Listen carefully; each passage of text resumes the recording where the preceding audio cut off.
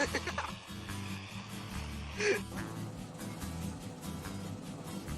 här är en fågel! Vi får så himlen icke. Perkele, se kofte!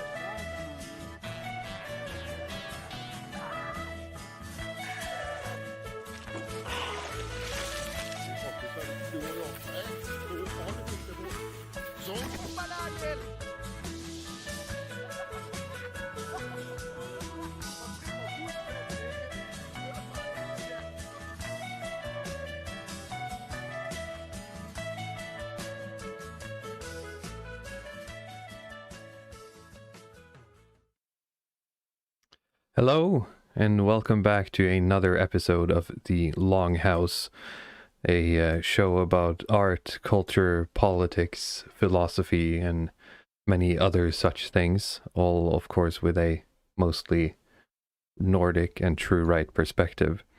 Today we are diving into a bit of a fun topic, I think. We are going to have a look at one of my favorite genres of music, the power metal genre. We've previously covered the black metal, which is, of course, in the Norwegian sense, a bit more culturally significant. But from that episode, we have a returning guest, Luke, here. Welcome back, sir. Greetings. And also, of course, Luddic Path, co-host, as always. Yeah, hello, everybody. Good to be back, Hello. as usual. Yes. Indeed.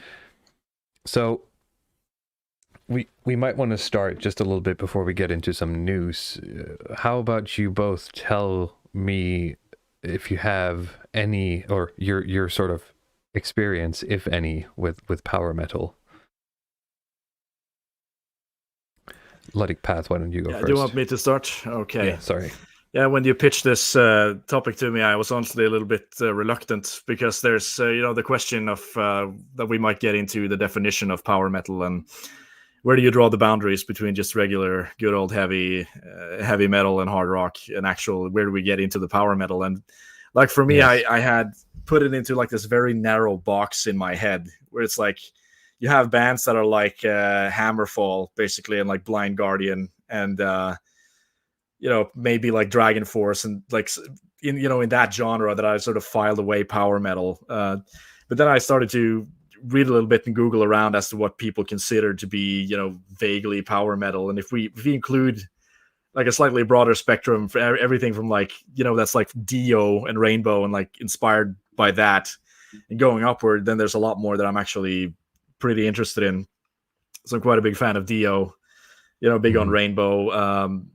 But I somewhat I kind of lose a little bit interest in some of the what you'd call like the 90s power metal, kind of the more sort of pure of essence, off the shelf style of it, basically. But sure, I mean I think that's it. We can get it a bit more of a free-form discussion once we get there. But my basic sort of structure for this will be like the origin timeline, then the sort of 90s to mid 2000s timeline, and then the 2010s, the dark ages, as I've decided to call them, and also a hopefully end on a hopeful and triumphant note, as power metal usually does, about where the current state is, because there's been a bit of a revival lately. Now, Luke, why don't you tell us a little bit about your experience with this? I guess my initial foray into power metal was through Rainbow. But at that point, I didn't really consider it power metal. I was working with a guy who was a pretty huge Rainbow fan, and I was doing logistics at the time, so we'd be working, and he'd have Rainbow and Dio and that kind of a gamut running in the background. I guess when I found out it was power metal, it was a couple years later when I started at a university. It was a friend of mine who's really, really, really into the genre. It's really all he listened to. And I mean, everything from like Iron Maiden to like Sabaton, and he was a big Powerwolf fan. So I guess I'm more familiar with Powerwolf than a lot of the other kind of modern bands. Let me think. The first time I listened to power metal and really enjoyed it was Yngwie Malmsteen. I think it was Razor Fist. Yeah, it was Razor Fist. You need a video. Yeah, his Metal Mythos series is really great if anyone is interested in metal. Yeah, if you want a comprehensive dive into any particular band. I mean, of course, it's limited. He's done, I think, a dozen or so bands overall, but it's a fantastic video series. As much as I kind of Mhm. don't love Razor Fist, you got to give credit where credit is due. He's And yeah, he's good on like culture stuff. I find him a yes, bit too libertarian for my taste on politics. definitely. Well, I think in our spheres, he's like the third Dan black belt when it comes to like metal music and comic book stuff. Absolutely. But I mean, he's had a bit of a journey as well because I've followed him for quite a while. I think he's slightly harder now in terms of his Yes, politics than he used to be. He used he's to be had more some like good slightly, takes. more centrist takes and a little bit more what do you call like this sort of Barry Goldwater conservatism. He's gone more to this kind of paleocon, Yeah. paleo libertarianism. So I think he's very much a friend. But Oh, for sure. yeah, I mean he's absolutely great when it comes to that stuff. So always a pleasure to listen to. And his writing is, of course, fantastic. Oh, Yes. absolutely. Absolutely. Anyway, I'll just greet some of the usual suspects here in the chat that have been arguing about what is and isn't power metal and whether or not women are allowed in this club, etc. Welcome everyone. Nordanon wielding the banhammer as always here. Yanner95. I see some more rare names as well. Bell Curve and Bo Gruntman. Welcome. Hopefully you guys will enjoy tonight's show. But I think on that note, I think we're a bit behind schedule already, so we're just going to get into the news here. You're going to have to bear with us, Luke, but there's been some events in the past week that we just have to cover before we get to... I'll let it wash over me. I'm very excited. Do you want to lead the charge here, Luddic? Yes. Let's see. I got some notes on this one. So this has been like an international case that's been covered internationally. I think you've seen it on CNN and without me actually having paid too much attention to the international coverage, but I certainly have been reading up on what's been going on in these kind of Norwegian mainstream news outlets. So summarizing for those of you who have not paid attention to it, a man started shooting people at one of these corners of these two gay-friendly pubs in Oslo. That's basically the London pub and the Per på hjørnet. This was on the 25th, so it was like last Saturday. I think it was the night, after midnight on Friday, the 25th. Two people were killed, and about 19 people were seriously injured, had to go to the hospital. So the whole shooting lasted, I think, for about 6 minutes, and it was ended because there were, civilians. It's a quite densely packed area, especially now during Oslo Pride Month. So, I mean, it was basically stopped by civilians, and the cop came in to arrest this man about 6 minutes in. So, I mean, the suspect that was taken in his name is Sanihar Madapur. He's a 48-year-old Iranian Norwegian man. He has still refused to say anything in the interrogations. He's just remained Norwegian silent. as in Norwegian citizenship. He was his parents immigrated here in the 90s. Is that correct? I don't know actually. Okay, I seem to have read that maybe it was earlier, but I seem to remember reading that. But there was a lot of hearsay going on in the first 3 days. Yes, I mean, the I've said stuff on this that has turned out to be false later. So, I mean, this is, of course, the problem that comes in, whether this is considered to be a terrorist act or it's considered to be a sort of disgruntled madman. But, I mean, before the name of the suspect was released to the press, the standard kind of MSM take that they all jumped on was, that we have another Breivik on our hands. It's like, yeah, we got another Nazi basically shooting gay people, and that's why we can't criticize gay pride. That's just what happens when people get too critical, which we have seen in the papers. There seems to have been, a less friendly sentiment around like this Oslo Pride stuff than there usually is. At least that's what I've been picking up on. Yeah, no, I agree. And especially with parents in recent times picking up on this being pushed on their kids, it's been sort of whipping up a bit, and this seems to have certainly put a stop to that stuff. So I mean, before the guy was released, this was the perfect story for the woke people. like the progressives, because they notice that, okay, there's a ramping up of the rhetoric, and then the ramping up of the rhetoric climaxes into somebody being shot, which means that now this is like, it's not just about gay pride, but it's about, the victims, and we have to, the next like 50 years, we're going to go back to this day, and we're going to remember the victims, and gay pride is going to become this kind of like remembering the innocent blood that was spilled by the homophobes and so on. I'm going to have to, because of this, I'm going to have to insert the rainbow dildo in my ass.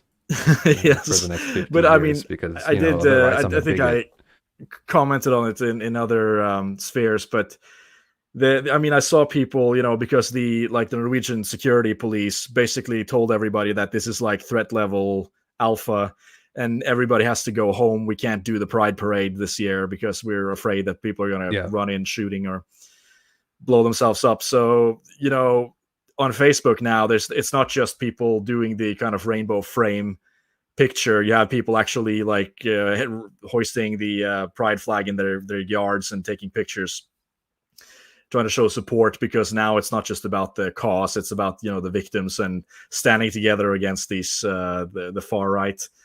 I mean, of course, after it was released that this was in fact an Iranian and who was connected to some more Islamist extremist groups, then it turned from being the wet dream of the progressives to being the wet dream of the counter jihadists. Yeah. Basically, so all of these enlightened centrists could then go out and talk about, well, we warned you about Muslims, we warned you about Islam, and this is what happens if you let these people in your country, and so on. So it's been a pretty heated. And then it's sort of like pivoted to this, like, is this a mental health issue? Like, because that's the only way you can actually touch that topic now, is to be like, oh, well, maybe he was just crazy, right? So I mean, the parade was canceled, but you still had 1,000 people show up anyway. I mean, there's a couple of interesting things that have happened in terms of the narrative control here. I think one of the things that I showed you was this. If I have the link to the sort of TikTok story, let's see if I can post it. I'm putting it in the private chat now. So, I mean, we've talked about it previously, this thing called NRK Supernytt, that is, the Norwegian kind of state media channel, that they have a TV show that's basically news for kids. That's like this very oversimplified version of the regular, like daily news that run on TV. And they also have a TikTok channel, of course. So, I mean, they have a TikTok channel where they talked about this stuff. Before we go on, I just have to, because I have to translate this for our international listeners here. But this TikTok here is this woman, and it says, tonight something very serious and sad happened in the center of, like, it's very childish language. I know this is for children, but it's very like, something sad happened, be sad.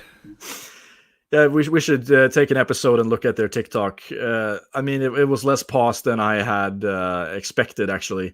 But this is for 10-year-olds. Basically, it's like news for 10-year-olds. And I mean, they had to, like it says there, they had to delete 1,700 comments. That's like over half of the comments, because it was like all basically like homophobic. Like these kids were coming out in support of the shooter, basically, which is like, it was quite surprising for me to see.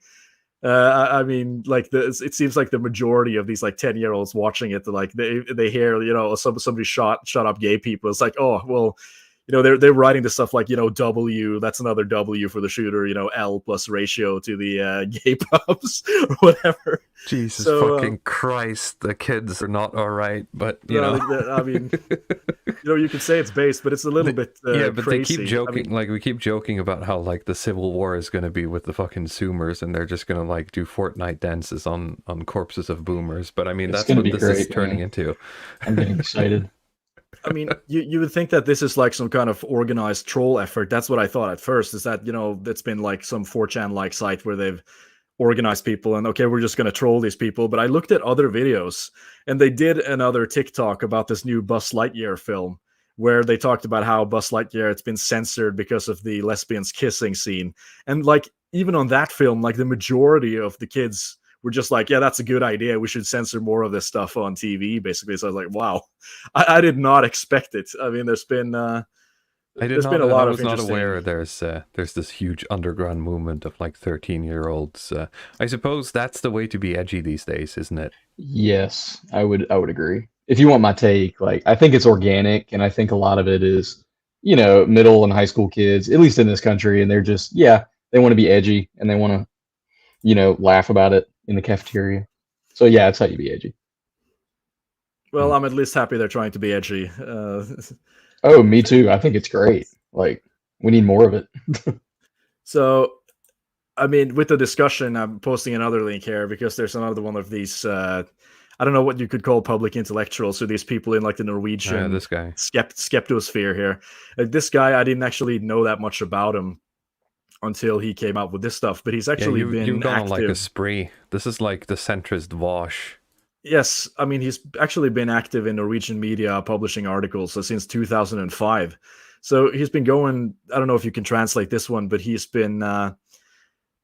He made a name for himself just being a skeptic, trying to debunk these sort of alternative like crystal healers and the mediums and all of these. Like we have one of these mediums in Norway. He's dead now. That's called like the Snåsa man, who was like this kind of world. It was like this I'm not nationally able to renowned. translate this, unfortunately, so we're just going to have to summarize it. Well, I mean, it's like this massive like triad that he goes on against. Like he basically says everything anti-woke is like low-grade terrorism. Basically, if you, I mean, he literally What is says like terrorism. basically like fuck Jordan Peterson, fuck masculinity, fuck Islam, like. And this is like one of these more respected centrist people. How did he twist Jordan Peterson into being the cause of this? No, he basically says that like the rhetoric around the so-called sort of skepticism of people like Jordan Peterson has been a contributing factor to changing what do you call changing the what do you say, like the mood or the general tone that's being used around LGBT people. And they're using this term called like stochastic terrorism, where it's like, there's like always a certain probability when you put stuff like that out there, if you're negative towards a group of people, that there's some of it's going to lead to extremism. So he's just going all the way and saying that everything that you're, if you're getting in the public space and you're talking about, vulnerable groups in a negative way, that's going to like, there's going to be one guy out there who picks that up and it goes into shooting spree or something like that. So everybody's going to have to just shut the hell up and, show compassion, quote unquote. Yeah. And like that's, no free speech. Basically, we can't question this stuff. Like he's been ridiculed for it by most of the, these sort of centrist commentators. And it's hard not to be, because he just blew himself up. It was just so irrational and just completely kind of emotional. In its tone. So it's a pretty big L for that guy. I mean, we could do an episode where we try to make more fun of him later, but he's like this kind of Norwegian soy king. He looks exactly like you'd expect, basically. Do we have a picture? I don't have one, but yeah, he does. Nah, he has like this kind of Vosh physique, basically. Yeah, he looks like Vosh pretty much. This kind of like soft galaxy brain type look with like this very effeminate voice. I have an image here. Hang on. This was actually very high. Yep. I mean, this is one of the better images of the guy, right? But imagine like this very kind of slow talking. Like, Soyjak, which it's the like. Hang on, let me just Google Soyjak. He has the. No, he has this this face. Oh. This one, yeah. But yeah, I mean, there's not that much more to say. I mean, there's just been some interesting twists and turns in terms of like stuff that I just didn't expect. Yeah, it's certainly been a wild week in terms of the takes that have been coming out. Yes, I don't know about on your side, Walrus, if there's in your life if this has come up anywhere. No, well, I was in the Oslo area in the week that was, which is partially why we're doing this stream now, because I was at a rock and metal festival. So if anyone from Norway is listening and you attended Tons of Rock in Oslo, then maybe we crossed paths without you knowing. But so we did get affected in that sense that, things shut down, and so all of a sudden there was a lot more pride flags flying around. But no, it hasn't come up in my life other than that.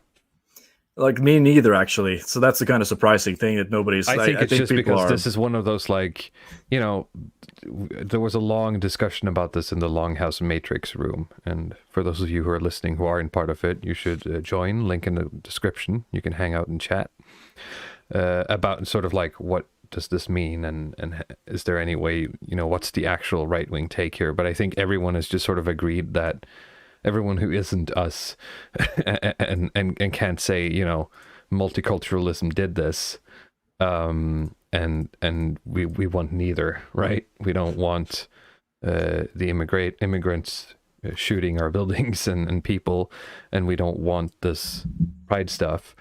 Anyone who can't say that can't really say anything without like twisting their logic in a weird form. Yeah, I agree. I actually, you know, I voiced a sort of unpopular opinion, like even in these circles, where like my view on this is basically that, you know, this would only work if we could organize a larger amount of part of the right, like toward the center, basically. But that, you know, the right would take the angle that, you know, pride parades are basically radicalizing these Muslims, right? I mean, this continuous kind of escalation that's a fucking of the great line. yeah, like the pride rhetoric is like what's radicalizing these people, and we need to tone it down and be like more, you know, respectful of other cultures, and not just like give primacy to this one to try to pin these two things against each other. Because I don't know if I'm completely happy with like this, you know, counter jihad stuff that's just been turned up to 11 on every every channel that I look at now. Yeah, it's an interesting, you know, problem, and it's going to be interesting to see where the debate, sort of what direction it's going to take. So we'll have to just sort of like watch this, I guess. I mean, I guess we should have at least preface it when we're talking about this stuff that, at least for the PST people who are listening, and we are absolutely not encouraging anybody shoot anyone. We've said that it's completely retarded to do anything like this. And we absolutely do not endorse this position. We're just kind of trying to discuss around that. So at least we have the post Minecraft disclaimer out of the way there. Yes, Minecraft and Roblox. Yes. Really quick before we move on, I have a quick question. When the shooting, well, the mass game-ending event took place, the immediate reaction was that this is Breivik to Electric Boogaloo. Yes. Wow. Sort of. Well, it's, you know, it's kind of hard the first few hours, but that seemed to be a lot of the online posting. Like the newspapers naturally hold off a couple of hours until they have like official information. But you know, how nice of them. people on social media are quick to give their takes, right? Okay. Wow, that's fascinating. It was very much sort of like, we can't even have pride celebrations without like Breivik to Electric Boogaloo. Huh. As you said, yeah. Fascinating. Okay, thank you. And then, Luddic, you had an article about live in Zebod. I don't know. Do you still have that link? Because I'm not sure if I saved it. No, actually, there wasn't a link. You had to download that article on a PDF, I think, because it's like one of these behind the paywall articles. Have to scroll for a moment here. But I can if just, you can just summarize it. Sum up this one because it wasn't as long, but this seems to be the new thing now in the evening posts in Norway, that they're trying to basically normalize surrogacy, which is illegal in Norway currently. But I mean, they don't enforce like retroactive punishment for people who go and do it abroad, or at least there's a lot of gray area there. So, I mean, but there was this long article where this woman was trying to defend, you know, why surrogacy is basically, it's a good thing actually. And, you know, we have to just accept that this is going to be necessary because we have to maintain the welfare state. Basically, that's like the Norwegian version of growing the GDP, where we can't maintain. Let's see. There you go. You got it translated as well. That's nice. So she asks the question if it's become a human right to have children. Basically opening the question to, you know, should we try to have children, or should we do surrogacy? And the change in sort of like with more and more single parents choosing to sort of just adopt or surrogate children for their own gain, basically. That it's very dark, some of these stories, I think. Don't you agree? I mean, I thought about it because very recently you have Jordan Peterson putting out an interview with his sort of co-host or colleague Dave Rubin.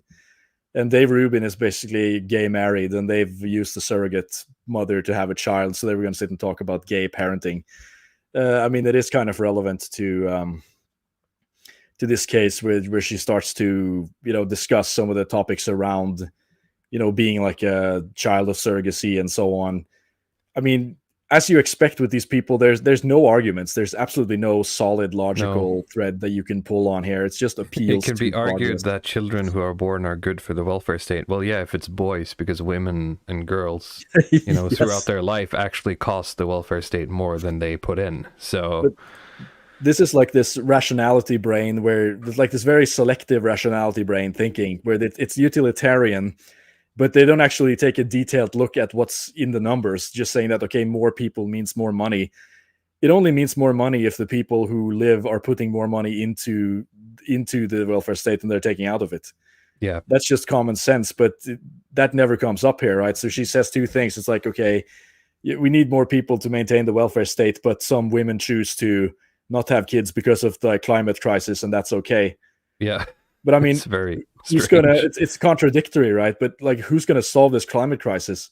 Is it gonna be like Joe Biden and the kind of 79-year-old the cabinet members? It's not gonna be this kind of kids. geriocratic order that we have currently. There's like these old people are not gonna solve any of these problems. So if you're not like getting in young blood, smart, functioning kids, we're not going to solve anything, regardless of like how serious the climate crisis is.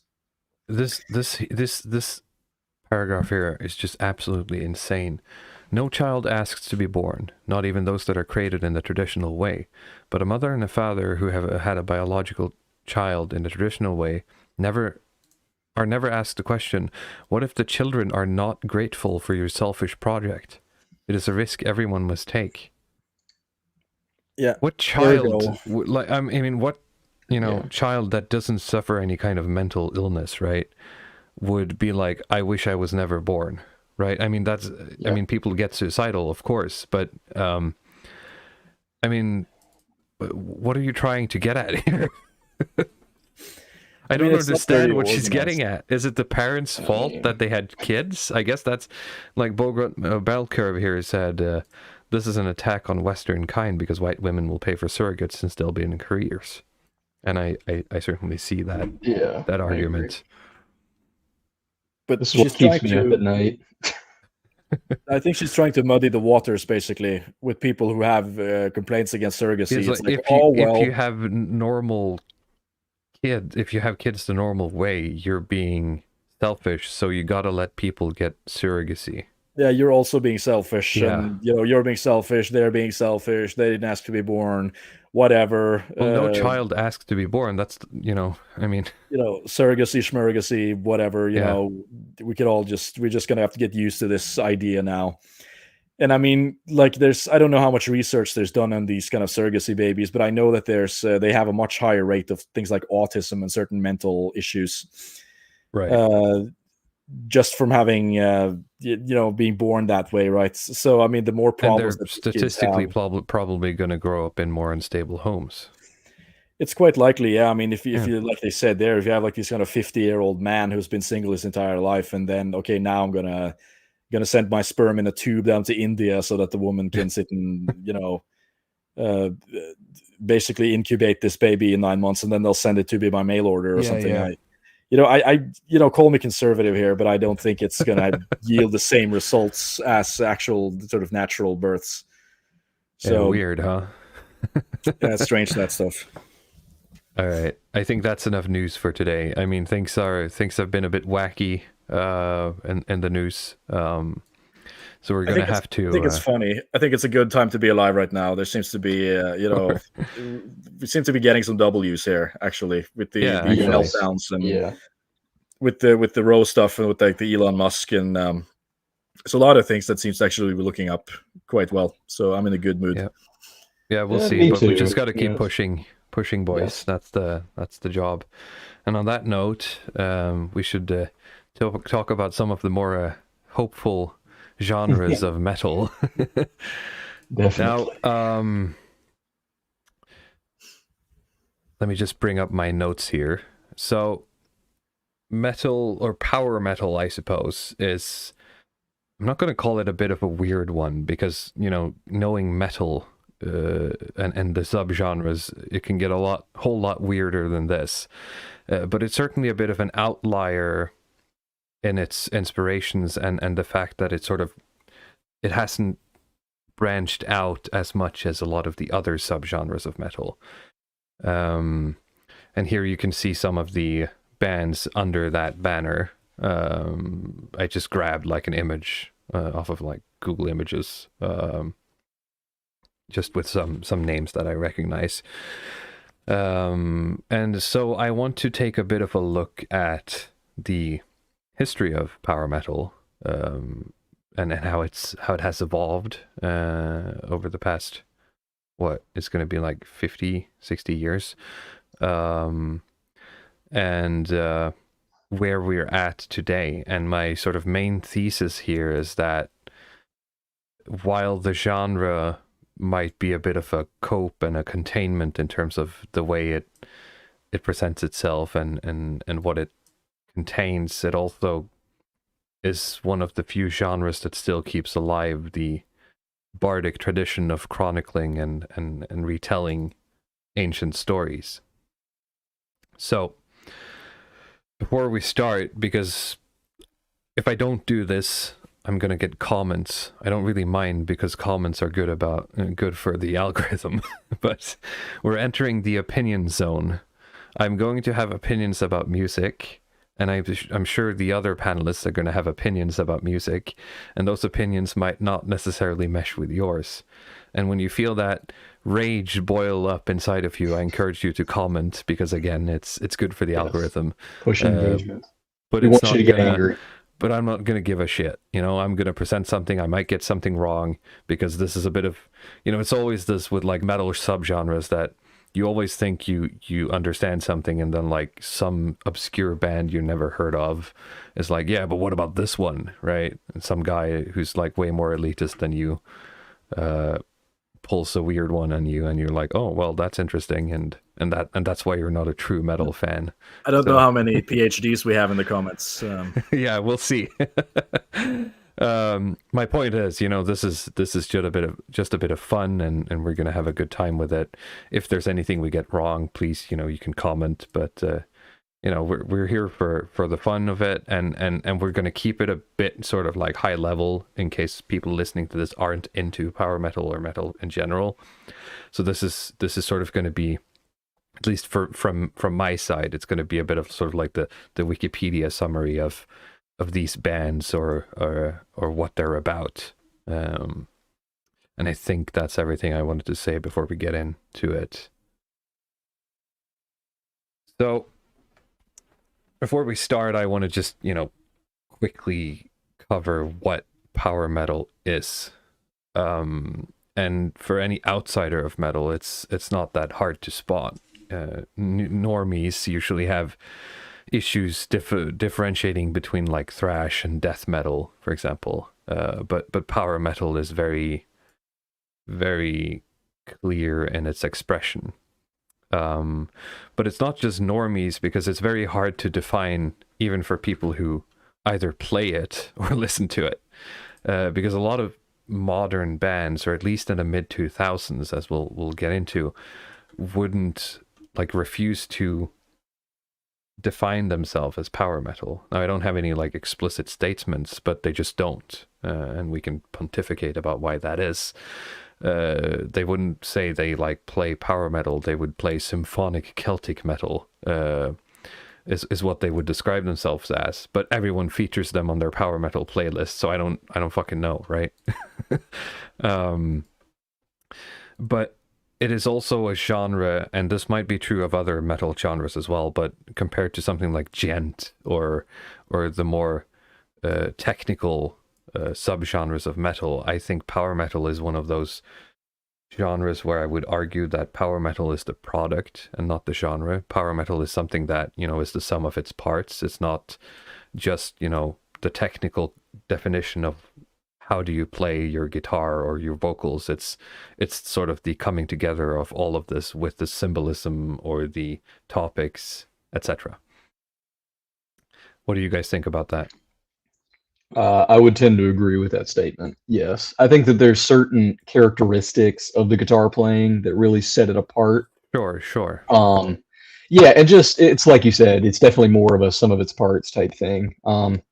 As far as the hyphenated kind of Celtic, pagan, folk metal, that stuff, and no, it's all power metal. And I think that's one of the characteristics of power metal at this point is it's kind of, you know, there's a lot of gimmicks, and I don't mean gimmicks necessarily in a bad way, but it's how the bands set themselves apart.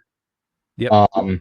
And yes, that's just another thing with power metal. So yeah, I agree, and it's probably something we'll have to tackle once we get to sort of the 2010s and modern power metal. Oh yes, there's no shortage of it. Yeah, you know, I mean, from my perspective, I think we could, you know, take the Karl Popper route and try to falsify or find some criteria that I mean, it's not going to be good enough to falsify on every criteria. Let's say, I mean, screaming is not power metal, right? But then somebody's going to say, well, I have compiled a list here of like technical definitions of what would be power metal. And what power metal would be is that it's, you know, on a technical level, it is clean vocals. It's got a fast tempo and very often fast guitar work. Thank you, Malmsteen. But usually a slow chord progression. So you'll have like a rhythm guitar doing a slow chord progression while the lead guitar is playing faster notes or a faster tempo. And they tend to, I feel they tend to like major chords over minor chords, but that might be just, you know, some of the bands. And you can see some influence of like speed metal and very often classical music. Yes. In power metal. I think that's what you almost underplayed here. It's the European influence on it. We're going to get to it, but yeah. So I think that sort of has to kind of be, if you're doing power metal, it has to be whether it's classical music or it's like bard folk music. Something inspired by that. That has to be like the progenitor of the melodies. Certainly today, but yes. Usually, you know, the genre is considered to have originated in the US, but after like the 90s, it's like firmly been like a Nordic or German thing. I'm sure it originated in this country, but one of the main opinions I have is that, you know, power metal is a European phenomenon. Yeah. And I think that it doesn't apply to a lot of the, you know, just culture and sensibilities and undercurrents in this country. I think looking at early power metal from the US and even later power metal from the US, they always draw their inspiration from European culture. Absolutely, yes. Anyway, so yeah, it's very much a European focused or centric genre. Now, for other things, more like nebulous things that I've written down as like my sort of definitions for what is power metal, is that usually a lot of their songs or albums are about, of course, fantasy themes. This can sometimes be sci-fi. It doesn't have to be pure fantasy as it's called today. There's usually camaraderie, there's hope, there's victory, there's battles, there's dragons, there's wizards, etc., etc. Some bands also really like doing concept albums where an album is based on another work. Like a lot of power metal bands draw their inspiration directly from like Tolkien books, either like directly Lord of the Rings or maybe the Silmarillions or something like that. Others use things like Faust. I know some, I don't remember which band is that. That's not Elven King. One of them is like has like Faust as their concept album. I think that's Camelot actually. Is it They Camelot? have Okay. like two Yeah. these sort of I believe Epica so. 1 and 2. That's the Yeah, actually that's the Faust. Yes. Faustian story. Yeah, you're right. Yeah, that's epic. That's Camelot. And also they have a focus on either retelling a story or having the perspective of retelling a story that doesn't necessarily have to be real, or you could call it like chronicling or adapting older works. Let me see if I have anything else. Some more modern ones decide to create basically their own universes from scratch. And by universes, I mean that they do it just from scratch, but a lot of power metal albums or bands usually have a level of suspension of disbelief, let's call it that. Yes. Where you have to sort of like indulge and step into the world that they're presenting, whether or not they keep up that appearance outside of the album or the band itself. Like when they go off stage, at least when it's being played, you have to sort of buy into the fantasy they're selling. I guess it is kind of interesting how, and one of the more interesting things about the genre to me is how it did kind of expand upon the concept album idea, where we're going to give an album a particular theme to our whole band has a theme and our whole band has a story. And I guess, yeah, when you say suspension of disbelief is important, yeah, I guess one of the main things that confuses me about power metal, and we can get into this more later, is I don't know how seriously I should take the music and the bands and some of the that's thematics. the thing. That's why I call it suspension of disbelief, because Yes. in every older power metal band, and these are, we're just in an opinion zone here, but my view is that all older, and when I say older, I basically mean pre like mid 2000 or 2010s power metals, you have to take them seriously. Like you have to take them Yes. seriously in the fact that they're serious musicians. They're serious musicians creating a serious work. Now we can all agree that, listening to Manowar about, sword and sorcery stuff, it is a bit silly, right? But Manowar is a serious band with serious musicians that are trying to express something seriously. Now that might not be like Yes. super deep or highbrow, but they're trying to express the old sort of Conan the Barbarian, Bronze Age pervert in music form. Yes. Right? Yes. Interesting. Like I said, we can get more into it later.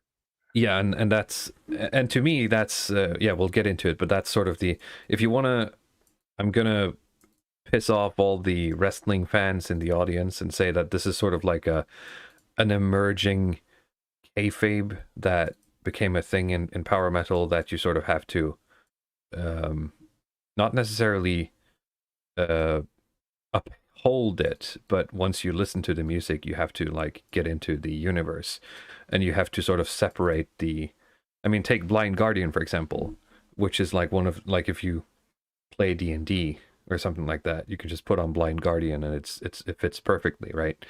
But their stage presence is just, at least these days, and even back then, it's just some dudes in a black shirt and jeans, right? They're very, very non-theatrical in their presentation, but their songs are very theatrical and very intense in that sense. So there's a weird, like, you have to give yourself into the world that they're presenting in the music, and you have to take that seriously. And if you don't, well, you end up with Alestorm, which we'll get to.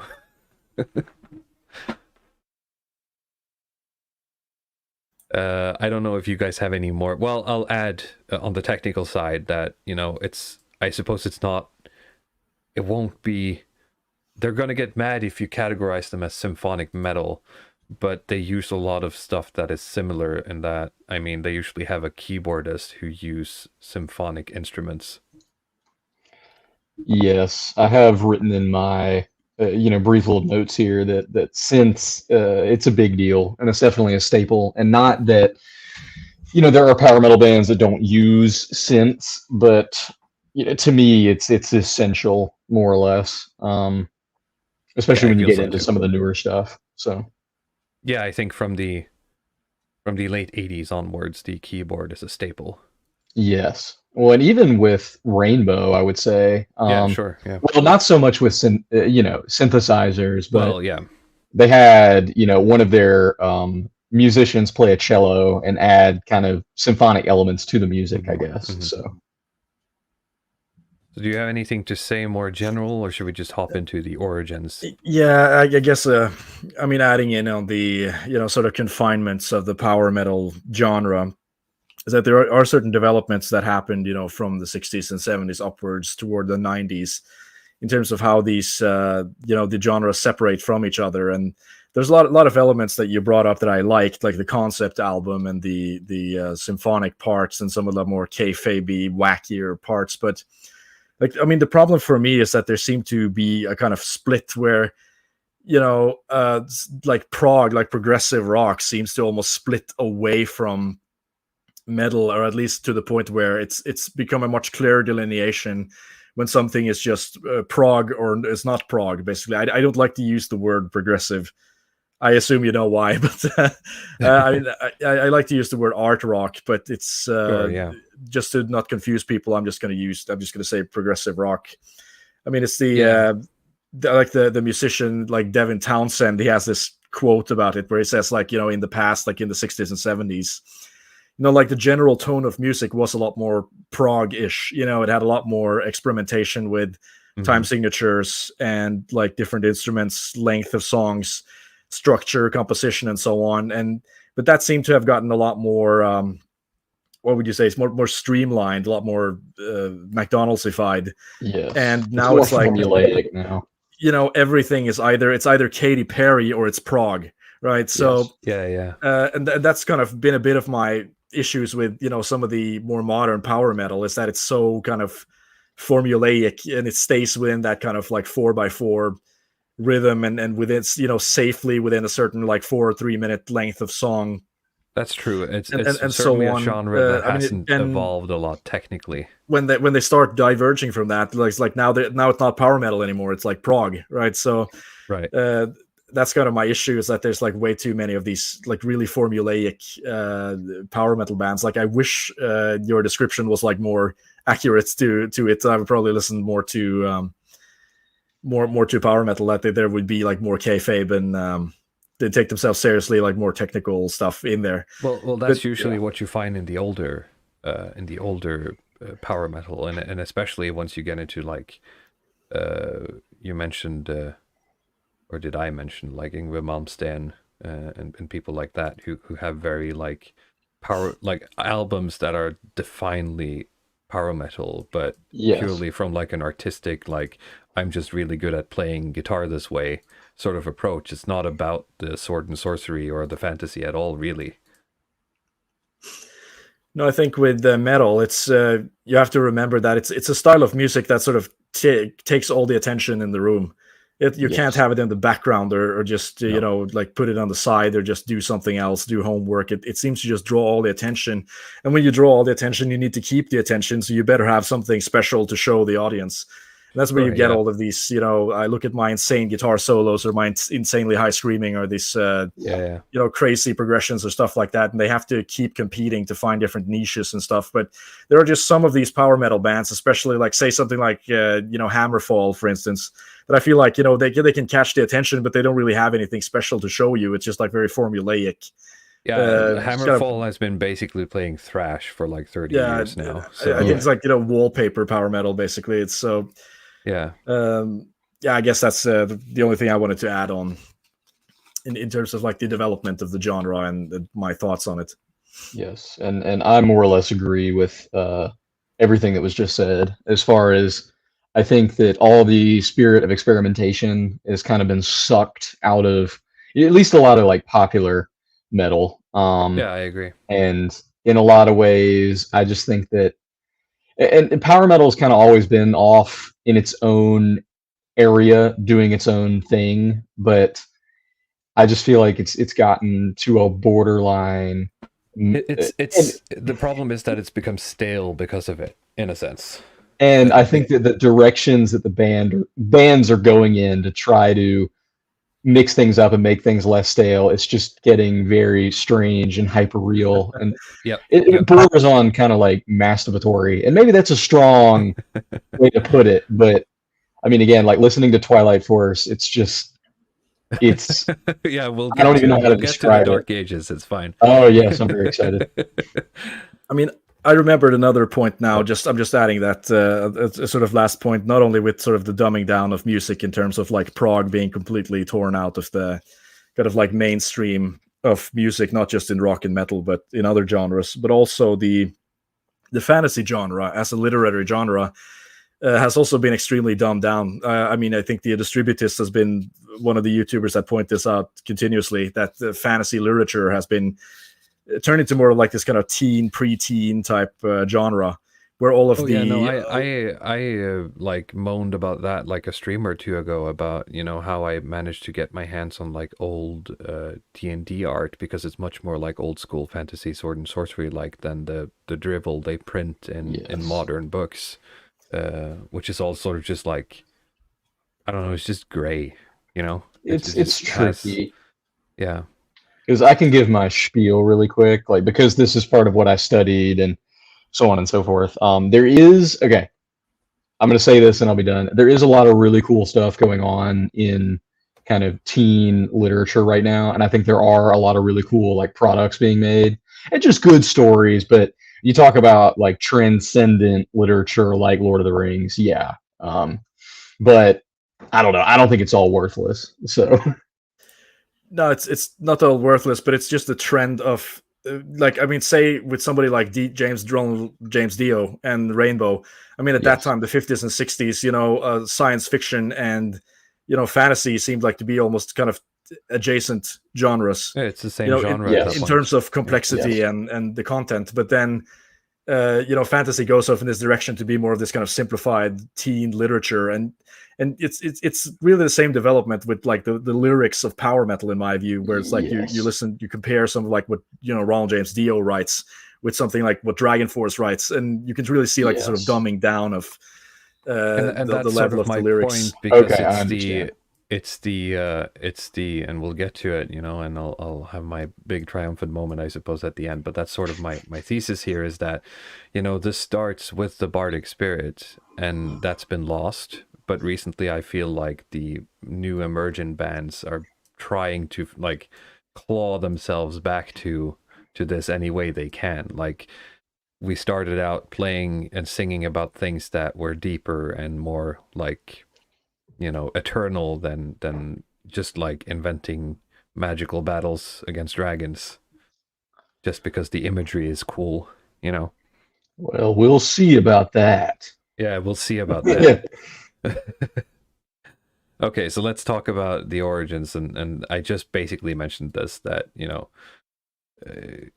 usually, and you mentioned that in the 70s and the 60s the experimentation was greater. There was a lot more artists that dared to look to older works as like direct inspiration, and I've just decided to sort of like pick a point in time here, because there's going to be some PhD person in the comments asking me why I didn't start with Mozart or something, but we're just going to have to pick a point and start there, right?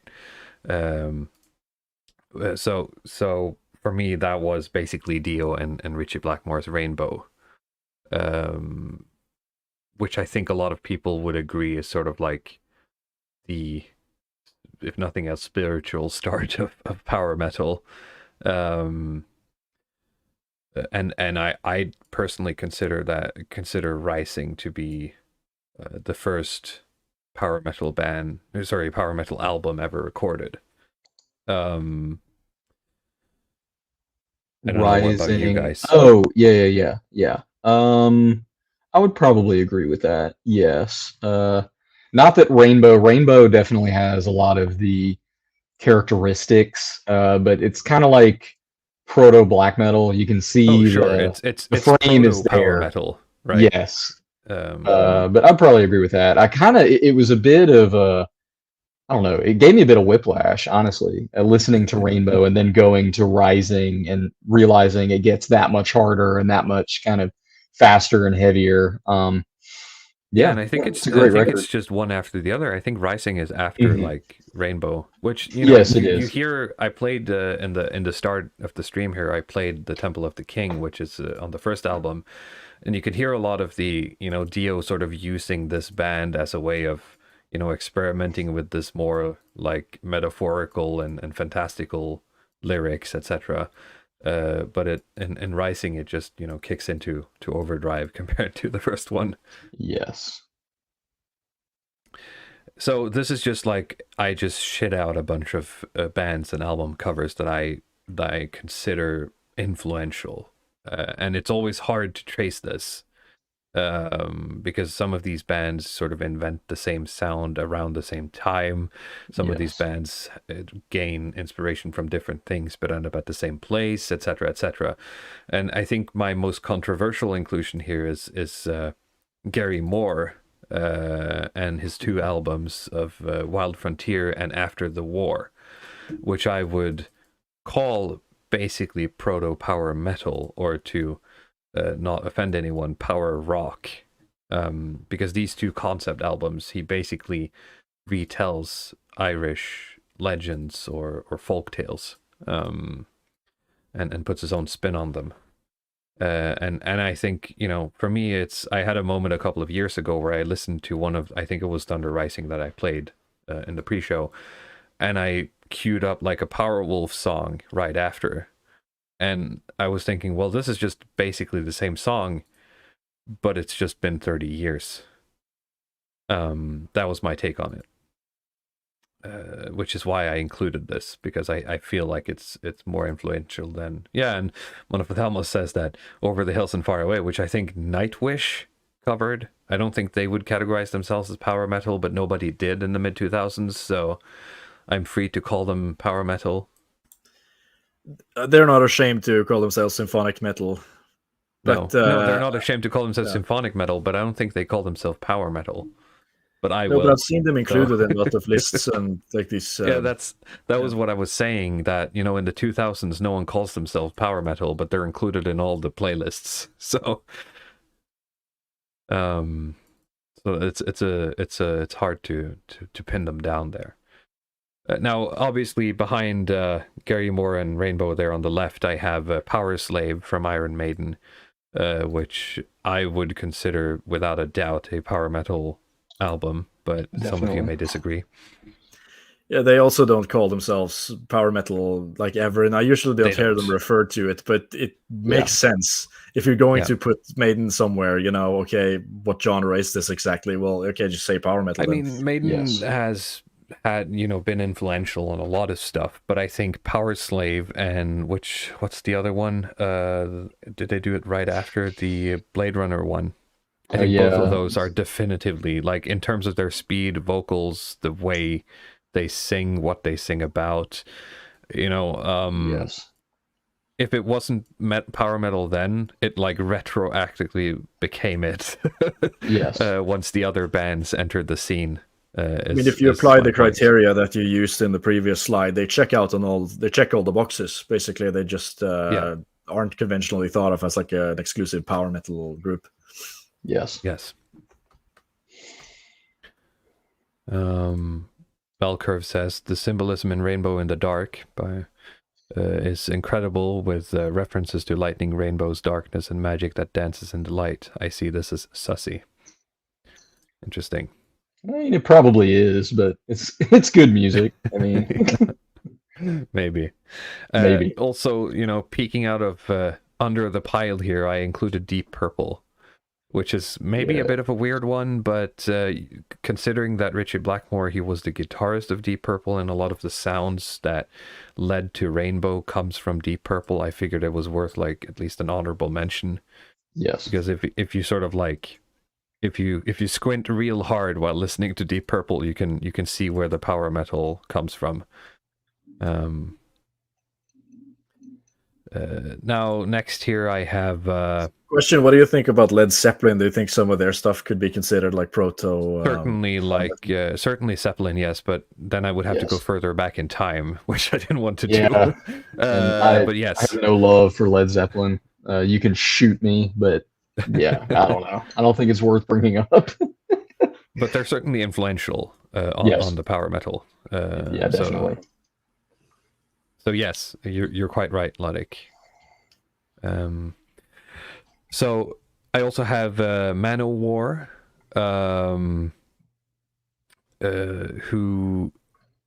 which is why I say this is a US thing, because Manowar I think is after Rainbow but before Maiden, in terms of their music, and Yeah, more or less. well, it overlaps, but they Yes. started this before. So bands like Manowar, and I have Cirith Ungol on the left here, which is explicitly a Tolkien reference. I think is one of the, is it 3 or 2 towers? They sort of influence. They add more like sword and sorcery and explicit fantasy feel to the genre when they appear, and Cirith Ungol especially sort of joins as the years go on with the sort of speed metal trend, and of course Manowar as well, that later gets turned into thrash metal, as far as I understand it. Like speed metal technically doesn't exist anymore. Yes, yeah, I would agree. I don't really think it ever existed, but No. yeah, as far as playing fast, and Manowar definitely upped the ante, and it's pretty influential. So yeah. So I'm just going to list off some names that I remember from this early US period. So that's Cirith Ungol, it's Jag Panzer, it's Omen, Riot, and Warlord.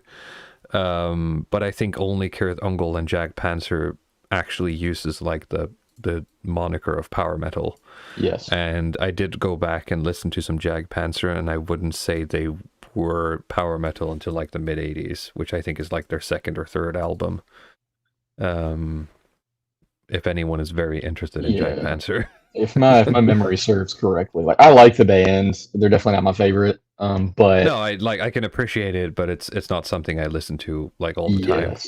Yeah, those early albums are kind of strange too, because they edge on a lot of different genre tropes, in my opinion, at least. So it's like, this is what happens in the late 70s to the late 80s. The genre and metal itself is pretty much, well, it's in the 80s and through the mid 80s it basically explodes, but it's sort of like defining itself. Things aren't set in stone yet, but at the same time as the Americans are doing their thing. In the EU, you have Scorpions, which should be on the down to the bottom right here behind Manowar, and Accept on the left is basically sort of inventing early power metal themselves, in a bit of a different style.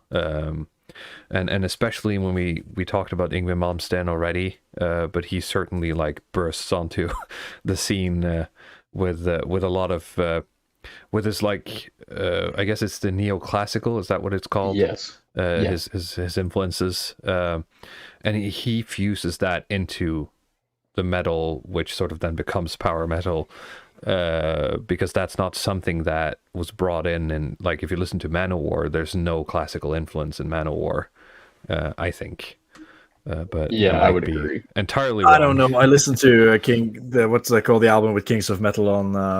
I mean, they have this song that's called "The Sting of the Bumblebee." That they just do this kind of corny. Fair enough. Thing. Yeah. Okay. I'll take the L on that one. There is some, but not to the degree that Malmsteen sort of. I think he defines it more as part of the genre. Yes. Like it's one of those like before and after artists.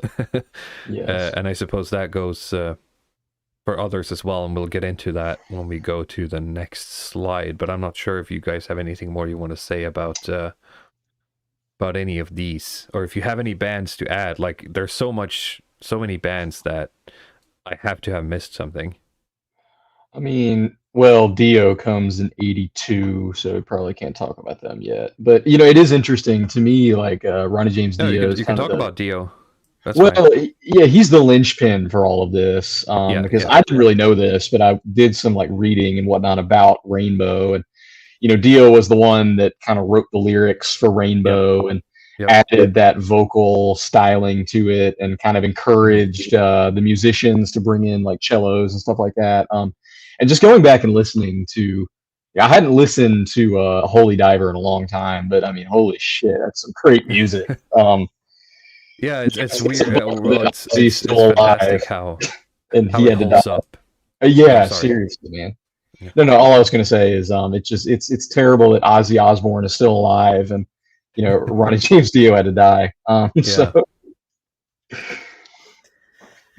yeah, I mean, on Dio, he didn't just invent the sound. I think he invented the aesthetic as well. There's these clips that you can see about like these sort of early MTV era when they played a lot more heavy metal, and like for those of you who have seen the music video for Holy Diver, that's basically the typical format back then was that you had the front man who was supposed to be good looking, supposed to be like a heartthrob, something to attract women, and they were sort of tasked to, well, you have to make a video like that's supposed to be like have mass appeal, and they like Dio was just played out just refusing, but they had to make a video anyway. So they want like, I think Dio and like Rob Halford sort of like cemented the clothing style of metal. Yeah, because if you look at like early Black Sabbath recordings, I mean they look like any other like 70s rock band with like the stereotypical 70s fashion, right? It's pretty funny, and they get on stage and play like Electric Funeral. You're like, what the fuck is going on? Yeah. So it's the birth of a genre, but things are still, vague enough, because what's the difference between heavy metal and anything else that's not very defined during this era. I'm sure Manowar would say they're just playing metal, right? I think so, yeah. And as they true metal, said, it's about playing as loud as possible. Yeah. They actually call, like you said, like this is a show for the true, right? So they call themselves like the true metal. You're a true metal fan. Yeah, there's one thing I can appreciate about Manowar. It's that really kind of unapologetic macho energy. But that's a bit of the thing I said, where you have to take the musicians seriously, right? For sure, like you got to take, these guys are like very serious about like having like rows and rows of speakers while they sing about slaughtering wizards, and and you have to sort of like, you have to accept that and live in that universe where this is important, right? And where this is true. Yeah. And that's sort of kind of what I think about when I say that the suspension of disbelief is required. I guess for me with Manowar, it doesn't necessarily require a suspension of disbelief, because even among my weird, freaky black metal connoisseur friends, we all kind of acknowledge that Manowar is very legit. I mean, they played a 5-hour show in Bulgaria in like 2007, 2009. and I think they hold also the record for the loudest concert ever. Yeah, probably. That sounds like something they would do. Yeah, it's very, they've demonstrated that they're not, just about talk. And this isn't like a fantasy for them, is they're very serious about this, and they're all about it. And I mean, again, it's wimps and posers leave the hall. You as the listener have to take that seriously as well if you want to enjoy it. That's my point. Yeah, that's a good point. That is a good point, because I'm not gonna lie, I was listening to what is it? One of the more ridiculous kind of Manowar songs off their early records. I think it's their sophomore album, whatever. And then I'm listening to the lyrics, just kind of laughing, like, man, this shit's kind of goofy. But at the same time, in the back of my head, I'm thinking, like, well, it's Manowar. So, maybe this is what I need to do. I'm not sure. Yeah, I could confirm the same thing. It's one of the things that I picked up when I was looking at them, is that it's actually kind of hard to get interviews with people from Manowar. Like, they don't want to actually do appearances and sit and talk. So it's like this really serious stuff. Like you said, Luke, there, I have colleagues that I've worked with that are like twice my age, who were young in the 80s, basically. And he told me that he went to Manowar concerts, and like, they legitimately, it was like the loudest thing he'd ever heard. Like, he was afraid that his speakers, like his eardrums were going to blow out. And like, some people actually passed out because it was so loud on the concert. So like, they are like totally legit hardcore you know, in terms of the kayfabe and like maintaining Yes. the image. I guess part of my question is it kayfabe? Is it kayfabe at that point? You know, Well, because that's kind of why I hesitate to call it kayfabe, because it's not Yeah, really yeah. kayfabe. It's Okay. not about upholding, like, it's not like in black metal where it's about like keeping the illusion alive, right? That's Yeah. because I think in black metal, like the second wave at least, which we covered a lot of in the other stream, it was that whole like we have to like uphold the image of us being like evil bastards, right? I mean, and some people took it a bit too far. Let's put it like maybe that. they These didn't take it Manowar far members, enough. Well, the Manowar members, they don't really live in castles, right? yeah. I wish they They did. don't actually kill people but with my their point hands, like is, for they're real. very serious. Oh, I And wish a they lot of the did. power metal musicians are very serious about the art they create, and that you have to take it seriously. Yes. Okay, good point. And that's the kayfabe I'm talking about, and that's why I hesitate using the word kayfabe, because that's not really what it is. It's just, maybe we should call it authenticity, you know? Okay. That works as well. I mean, that's where the true metal comes in. It's like it's more authentic. That's probably been their thing from the start. They want it to be like more real. Mm-hmm. And yeah, they've delivered as far as I can see. I mean, to talk about like Cirith Ungol as well, like creating, you know, we'll get into it later, but singing about like Tolkien stuff, you know, it is a bit cringe, right? I mean, when you think about it, and it's hard for us, at least for me, because you know I'm born into the hyper irony of the millennials. Yes. Yeah. So I can't. It's very hard to take that stuff seriously, but it sort of requires it if you're actually going to appreciate it as art. And that's what I'm talking about. Yeah. All right. So All right. let's go to what I've decided to call the rise and fall, which is I'm going to like cover a 20-year span here, because in like 1987, Halloween releases 2 albums. Well, they release it in like a year in between, I think. Yes. But they release Keeper of the Seven Keys Part 1 and 2, which is considered, I think, to be like a genre defining for EU power metal. It really brings out that like speed and the melodic expression and sort of a bit of the howling, or I guess shrieking, that a lot of power metal vocalists would do. So if you listen to like Keeper of the Seven Keys, you basically hear the origins of like what you would consider power metal today. And also very much a focus on the symphonics. And it's a concept album as well, to at least a certain degree. It's not like all of it's in universe, but most of it is, I think. Yeah, I think this album definitely represents kind of a watershed moment for the genre. You know, in the opinions of people I know that are more knowledgeable about this, they talk a lot about Keeper of the Seven Keys, and Halloween is kind of a goofy band. I mean, goofy in a sense that we haven't really gotten into yet, but it's cool stuff. I can appreciate Keeper of the Seven Keys, and this is before their album covers just got really weird and ridiculous, and with all the weird like 3D kind of modeling and stuff. And I think it's pretty cool how you had members of all these different kind of German heavy metal bands that came together, and they wanted to create a more kind of polished product. And you know, they brought in, it was a really inexperienced vocalist. I think he was 18 or 19 years old to do these records. And just a lot of new kind of personnel, and they like doubled the size of the band, and it's really pretty interesting. Because I guess another thing with power metal bands, you know, that you don't get, at least I think with a lot of other groups, is really large, you know, like 8-9 piece bands. Yeah, you can get a lot of people in. If you want to like get that specific sound, you usually bring in like a second vocalist, or like someone who just plays the cello or something like that. So you end up having a lot of members to create the soundscape that you're looking for. Oh yeah.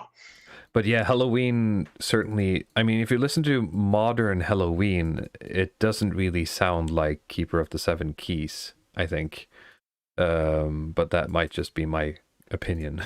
No, I think they kind of edged back more into thrash, Yeah, especially recently. And I don't know if it's just because Accept put out that record in 2015 that kind of made everybody change what they were doing. I feel like a lot of bands now are kind of trying to go back to thrash. Yeah, yeah, which I don't love, but yeah, that's fair.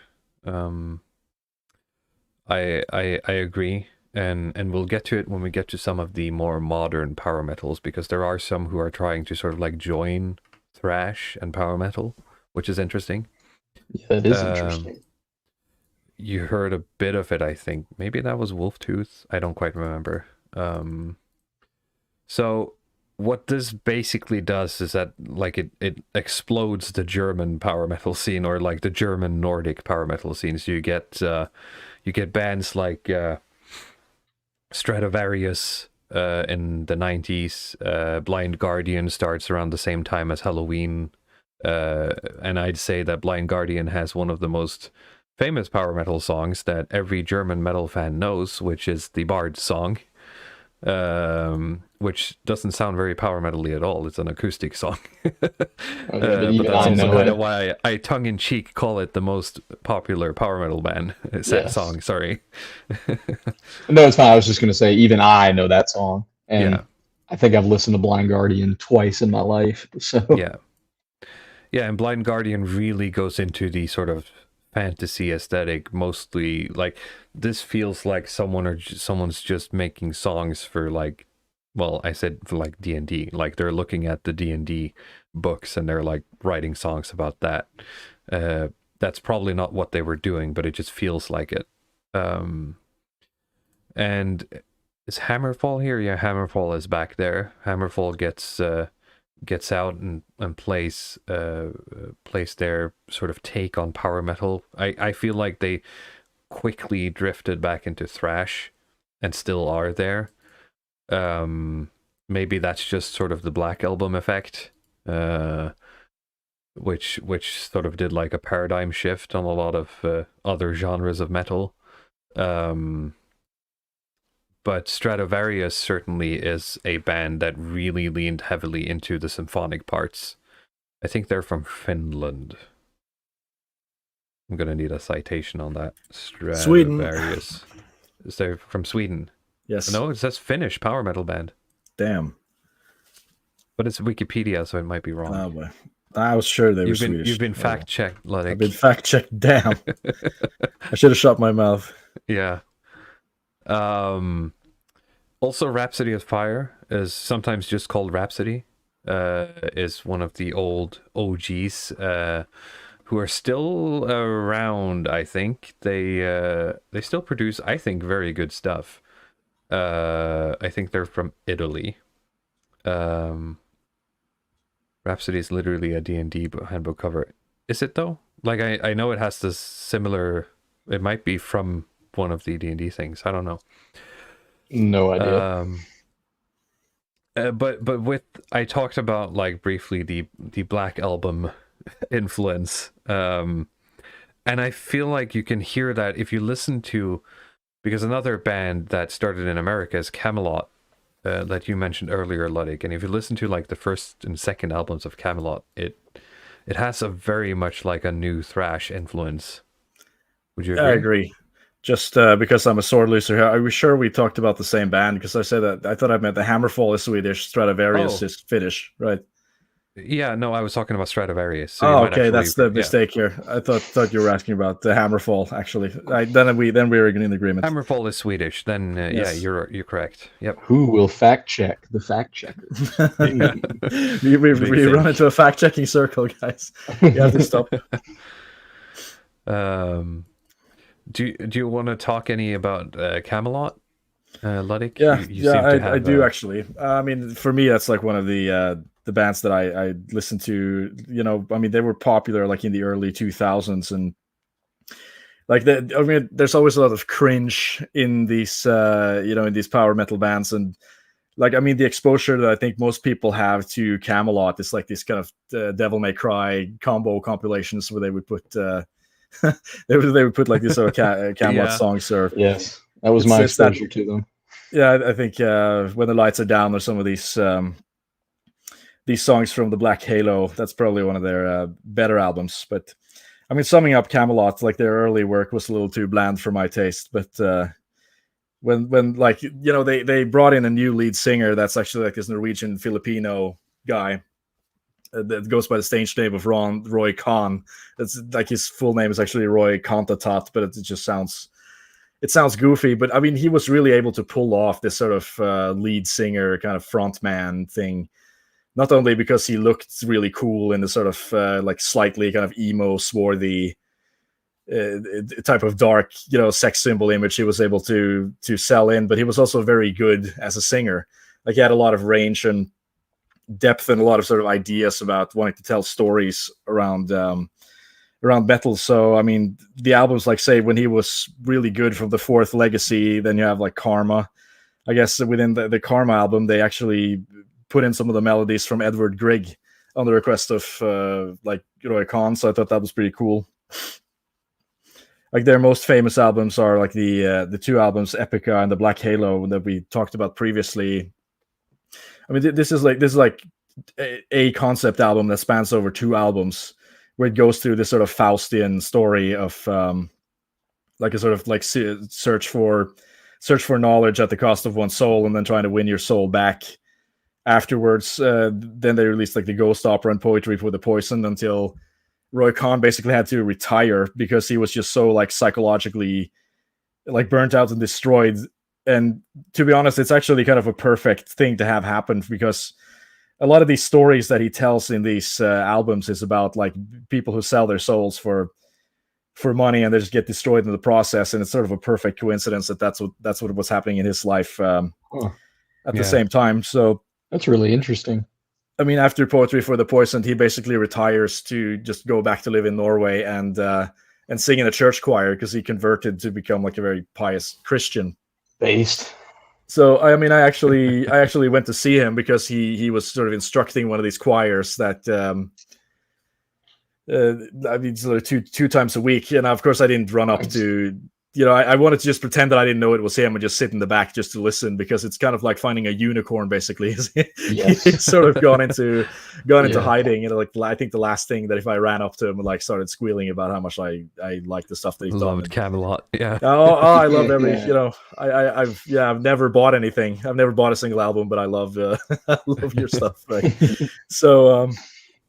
But I was there to listen to, and he's sort of unrecognizable. Like he's, he lost all the hair, and he's wearing glasses, and he's gotten a lot sort of tubbier. So he looks like the sort of soy jack version of his kind of stage. What do you call it? The stage persona. Well, you know what they say: never meet your heroes. No. But again, it's like I hope he just has a peaceful life. I think it's a good arc for an artist to just go all out, just burn yourself out, and just leave. Basically, don't stick around to not die. Yeah. Don't stick around and like stay alive and make progressively shittier albums. Get old, like Maiden, with some of these people who are standing on stage with like adult diapers and like replacement hips and stuff. I mean. Yeah, what's that band? The Doobie Brothers are playing a concert in my area, a band that was big in the 1970s. And I know people that are going. It's disgusting.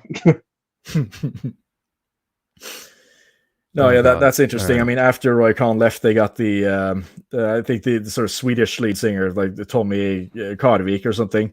And I mean, I thought the first album he did was good because he just tried to copy Roy Khan, but then they went into a bit more of this kind of modern sci-fi inspired power metal. I didn't really care for it, but it's not awful, but it's just not as good as it was. So that's kind of like my whole take on Camelot. Okay, when did they get the female vocalist, or are we talking about the same band? No, they had like some cameos, I think, or some duets in the Black on the Black Halo and on Epica. That is like I think the Epica is not just an album for Camelot. I think it's a band as well with a female lead singer. So it's like the female lead singer from Epica that he has do like some duets on certain tracks on these two, on the Epica and the Black Halo album. Yeah, that's a genre, or I guess like a micro genre of power metal that I don't really get much into. Is the sort of like sci-fi inspired one.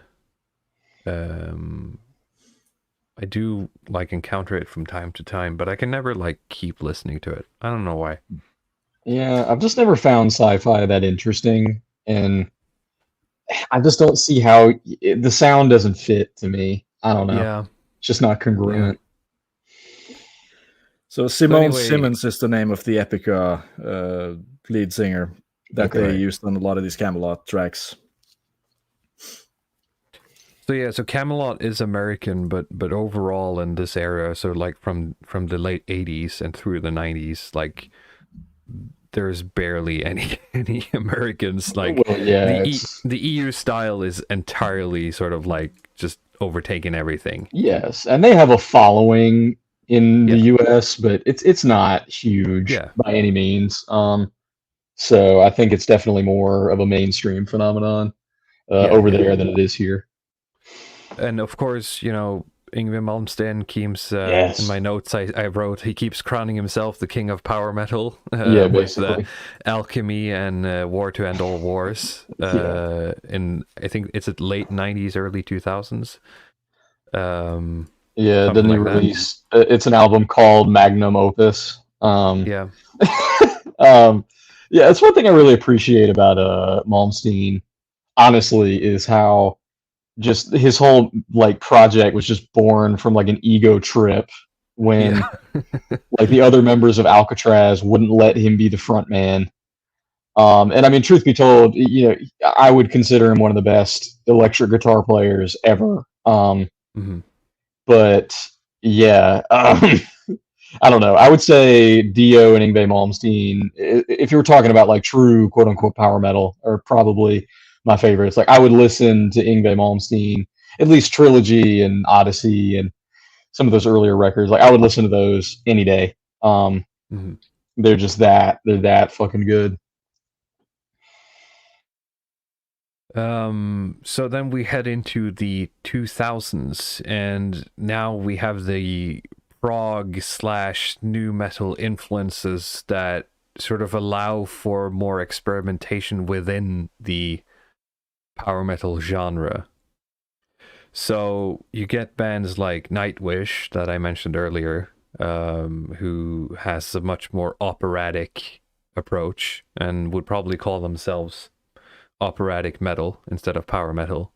But that's also what I've been harping on, is that during this period, like a bunch of bands don't call themselves power metal, but that's basically what they are. It's just because, you know, because of prog and new metal, everything is, you know, everything is okay, so you can just do whatever and call it whatever and mix and match these subgenres as much as you want and pretty spice in whatever you want. So nobody wants to just be plain old boring power metal anymore. They want to be symphonic, melodic, Celtic folk metal, right?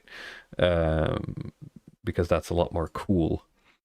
What other bands do we have on the docket here? We have Battle Beast is the big one in the background there, who have changed vocalist sometime in the late 10s or in like the early 2010s. So they don't sound the way they used to anymore. They basically went from like old school power metal, and then past the 2010s, it's been like an 80s pop / glam power metal, which I told Luke before starting that these are my sort of like guilty pleasure power metal, because I really like the synths they use. Powerwolf in the bottom right corner here have sort of like a Christian inspired slant on things, like Germanic Christian inspired slant on things. They play with an what's it called? God, I'm blanking on the English word. The song I listened to off of their play most with recent an- album, it had a lot of organs. Organ is the word I'm looking at.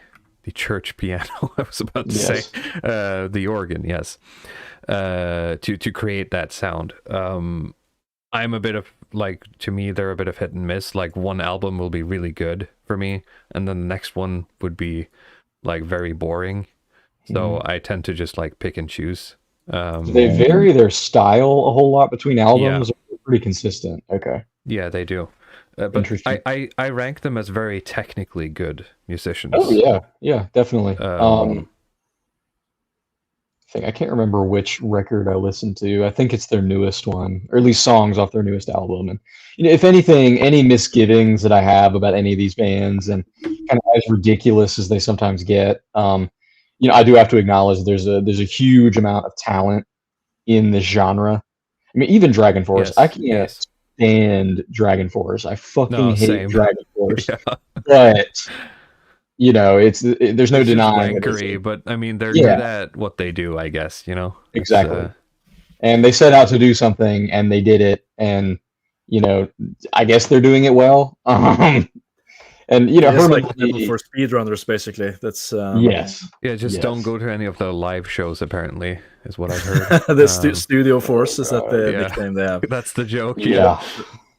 Well, I mean, I saw some clips live. Apparently, they've gotten a new lead singer and they've sobered up, so they can do more of their stuff consistently live. I mean, I'd hate to try to do those solos if you're down like 6 pints or something. Oh God, yeah. But I mean, they do sort of lean very into this kind of like millennial, video game type sound. Even though, like, I look at like all of their album covers and everything, it's all, and we'll get to it, but yeah. It's not just that, but I don't know if we were gonna. You had this like a separate slide for Dragon Force or something that we can save some of the banter. Yes, save it for that, because we'll get to it when we have to talk about like Twilight Force and Glory Hammer.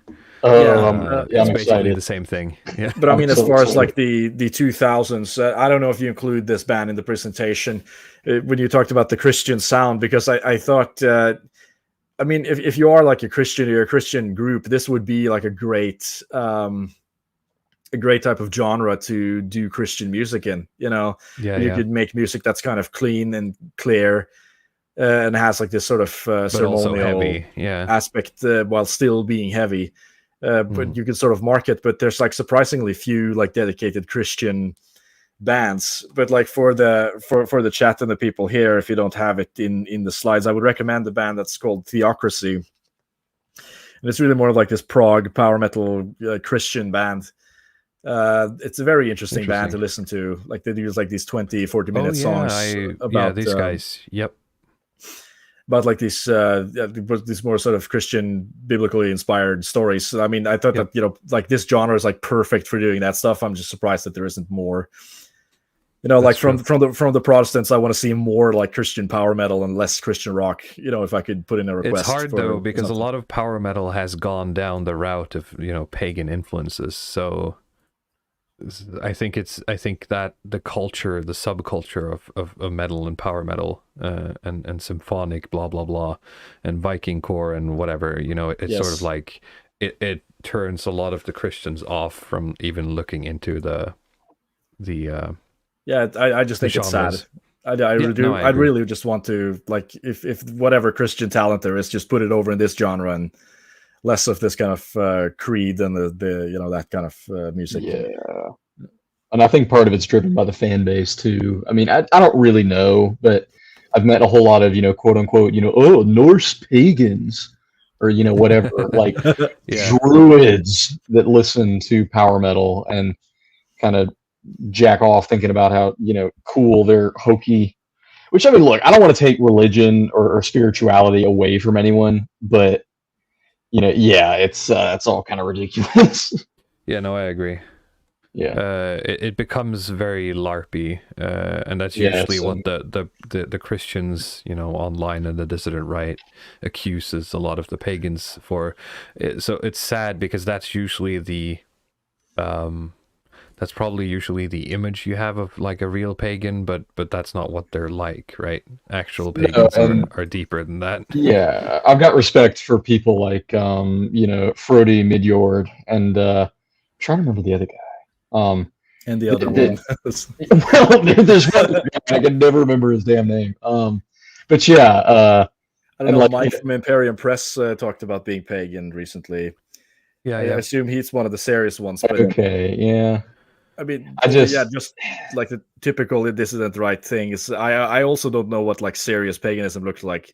Even if like Frody is he's a cool guy and he's like he seems like a serious person, but he did the video with Academic Agent, not to derail the topic too much, but where they talked about like the pagan critiques of Christianity. And he started to get questions in the chat about what's the pagan answer to this question and that question, and he just sort of punted back to paganism is not just like Christianity with a palette swap or Christianity with like variable names that are changed. yes, And he started to yes. talk about, well, okay, well, what is it that you're doing? Well, it's we have some guys and we get together in the woods and we do some scary stuff, and it's like it is this kind of stuff that it's even though he's a serious guy, it's kind of hard to take seriously. I don't if you remember back to the first stream we did, we talked about these like these fringe Norwegian political parties. So we talked about Vigrid.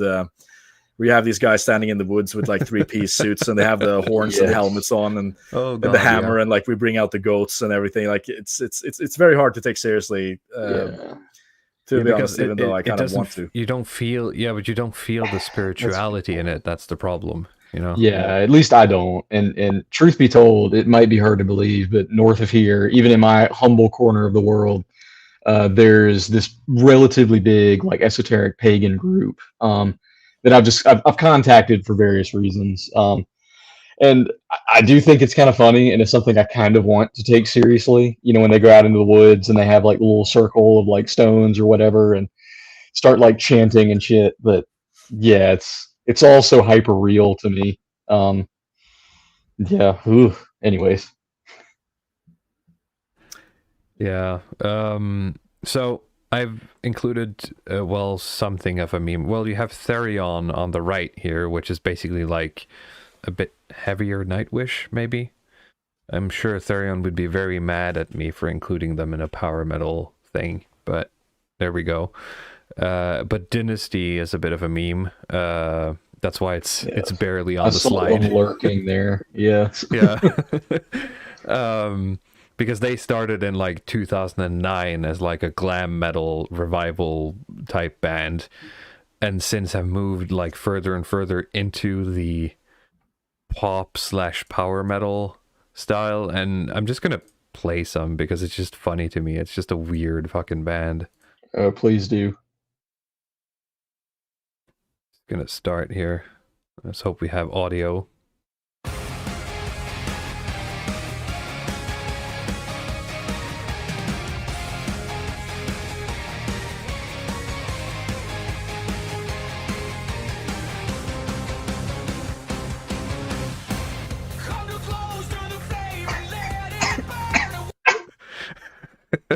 So yeah, that's Dynasty.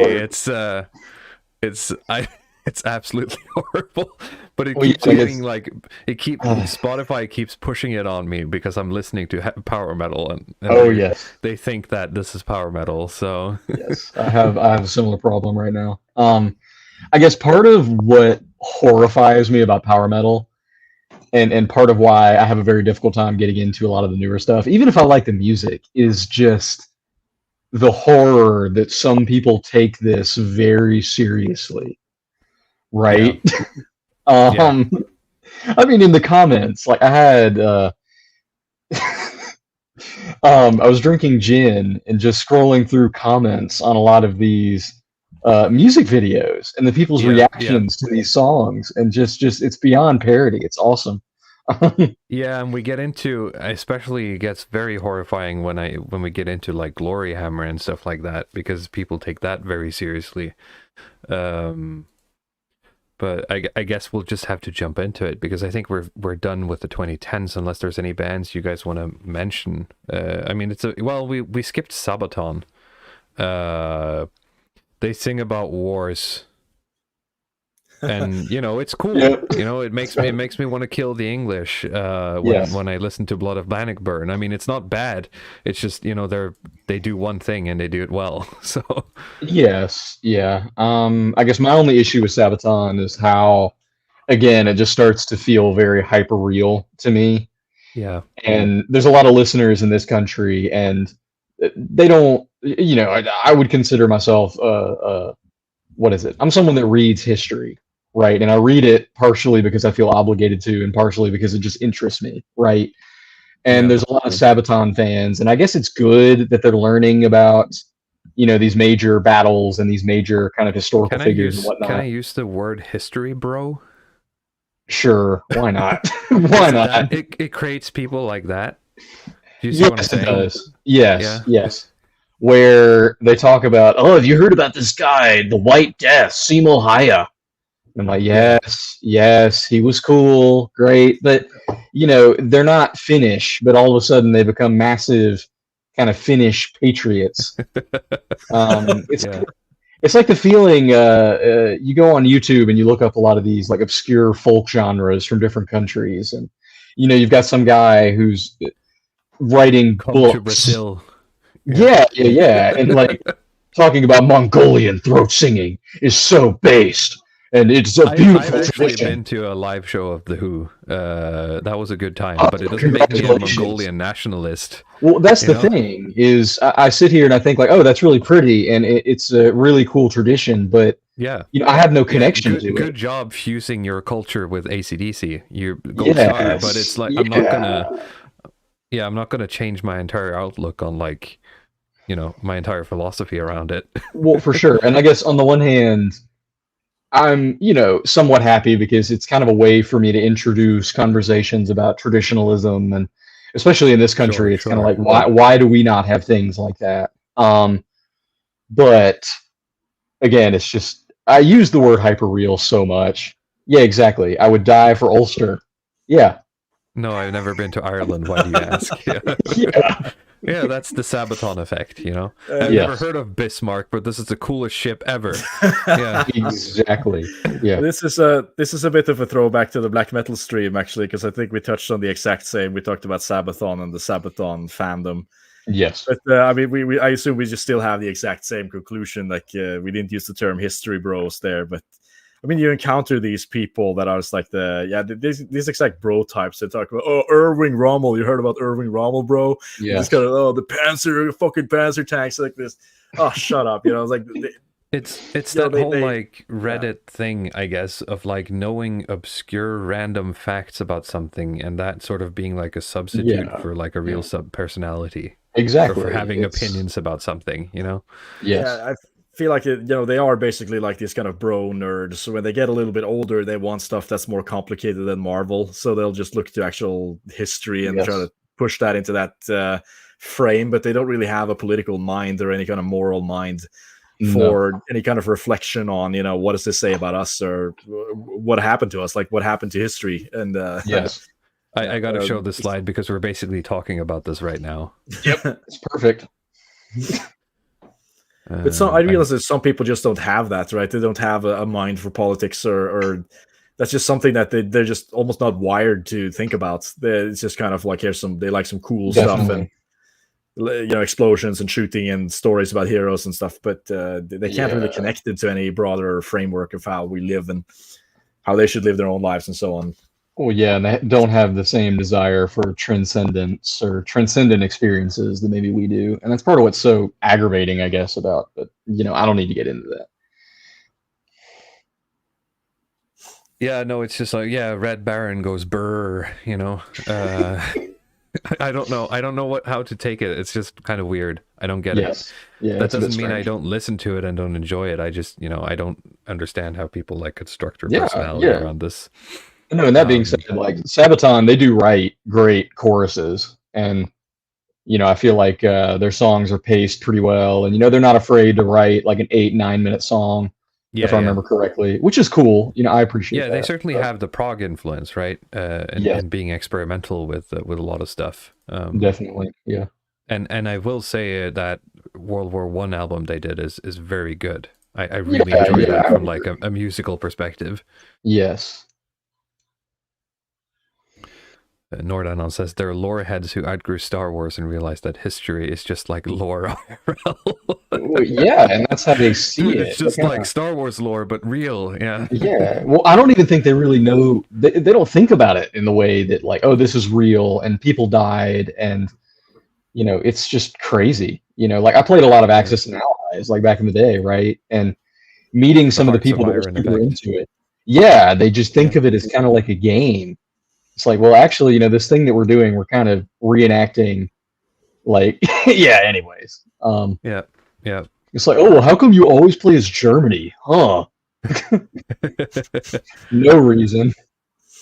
Yeah, and you get like meme cultures around this, and then it snowballs into like hyper reality, as you said, and that's what we get. I call this the Dark Ages, which is the 2010s. That's not entirely correct, but I blame 3 bands for it, or I blame 1 band for it, and then like the follow-ups for sort of taking it and running with it is what I'm trying to say. Yes. And there's more bands in here, but I've specifically chosen Alestorm, Twilight Force, and Gloryhammer. And we have to talk about the elephant in the room, which is Alestorm, of course. Here we go. Yep. And they are a Scottish power metal pirate band I think they started in 2004 playing just Scottish metal, but in 2007 they rebranded to the pirate theme. Yes. And I had to add the soy jacks on the live in Israel. Ooh. I mean, I'm muting myself here, but I'm just sitting here laughing like in the room. I found the live photo and I could not include it. I think his shirt says "I got lost in a gay bar." Coincidence? Coinkydink. We're probably Bingle, gonna. I didn't say that it's cringe to reference Tolkien. I said that doing this whole thing to many people seems a bit cringe and a bit silly. It's not that referencing Tolkien is cringe. It's just a lot of people will look at it like that. And my point is that you have to take it seriously. I think the problem here is Vingle is dangerously based, and we're all playing catch up. That might be true. He's far ahead from us. Yeah. Yes. Anyway, 2007, Alestorm rebrands themselves as pirate metal and plays music.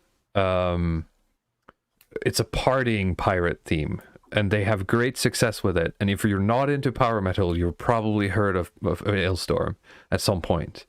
Oh, yes. And this is probably like the only power metal band to make it mainstream in like modern times, right?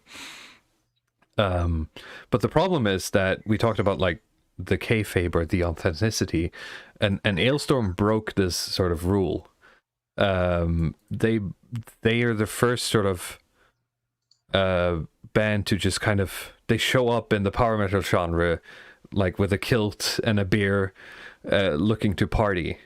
They're not here to like do any, like create art in any way, and I don't care if I get called an elitist for gatekeeping Alestorm, because it's basically just party music. They deserve to be gatekept. Yes, and they because they cross over into, I guess, somewhat of mainstream fame. I think this is also Napalm Records or Nuclear Blast, one of these guys who were pushing all of this on us. This sort of watered down party version of power metal, it just ruins anything after it, because like anything that comes after Alestorm either has to like ignore Alestorm or up the ante. Yeah. So sort of the gig of power metal is up, and it's now ironic. Power metal has become ironic. Everyone is aware that it's silly to sing about dragons and pirates and strong men defeating evil wizards. This is all just silly, right? It's gone meta now, right? You have to wink and yeah. Well, I guess the question here: do they have an album that's called "Pirate Rock in the House Tonight"? I mean, I mean, if they probably. don't, they should probably. But I mean, they kind of make me think of that LMFAO kind of. But I mean, just style look of at their stage presence. I mean, it's a beer giant cup, rubber duck. you know, red like, beer cup, beer pong. Yeah, Yes. yeah, it's that. So they break everything, and because they're the ones who make it to fame, you know, you have to either ignore them and be obscure, or you have to double down, and that's what you get with Twilight Force and Gloryhammer, because they take the idea that, you know, they know that we know that they know that we know that this is all a bit silly, and sort of just run with it.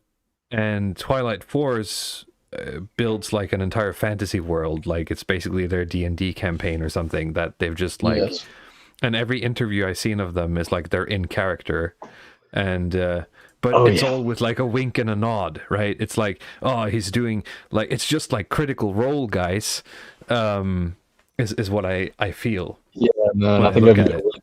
in comment sections. It's just like, oh, if Critical Role had a band, this is epic. Oh yeah, oh god, yeah, you probably get that, yeah. Yes.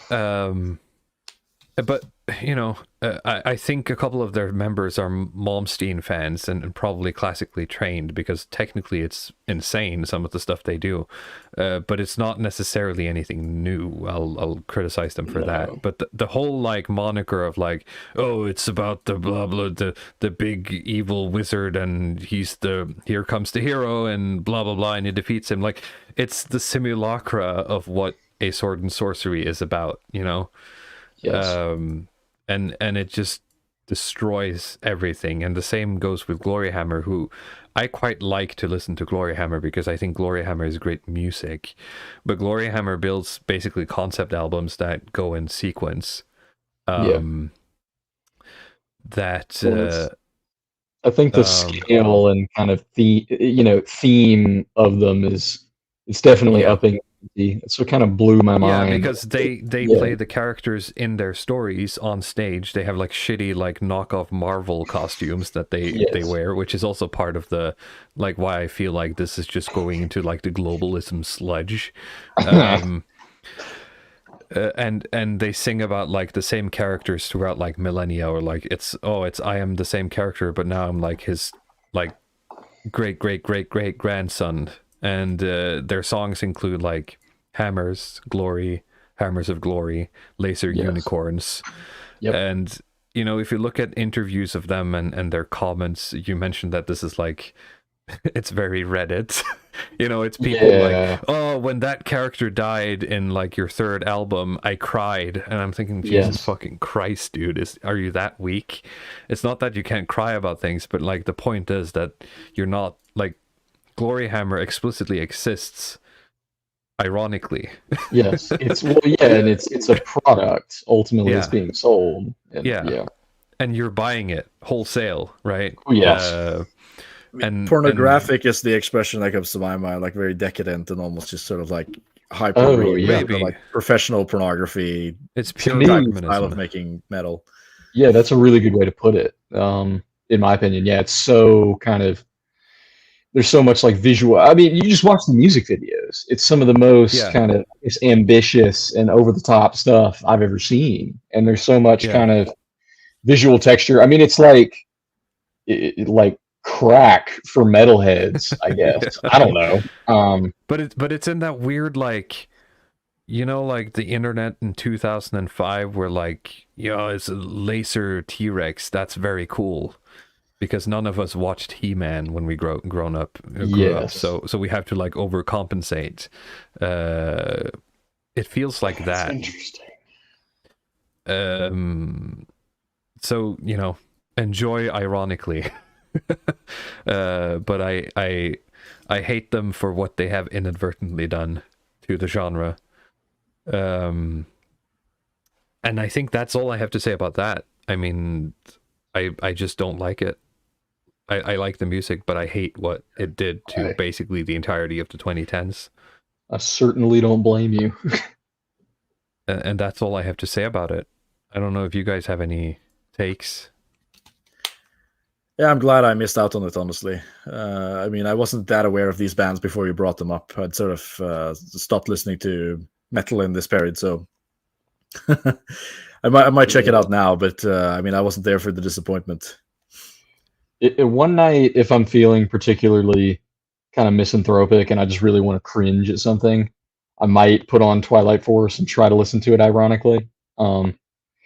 And I mean, yeah, you're definitely right. Okay. The complexity of their compositions is pretty ridiculous. But I mean, again, it's kind of everything I don't like about modern metal music, just all compiled into one awful homunculus. That just like, oh my god. If you challenged me to conceptually come up with a band that I think would be the worst metal band ever, I couldn't have come up with something that was so just grating to my sensibilities. And I guess I have one thing to add about Alestorm. The one thing I find interesting about Alestorm is it's kind of like I feel like it's one of those projects that started out as a joke, and they're kind of like, oh yeah, we're gonna do pirate metal, and then they realize that the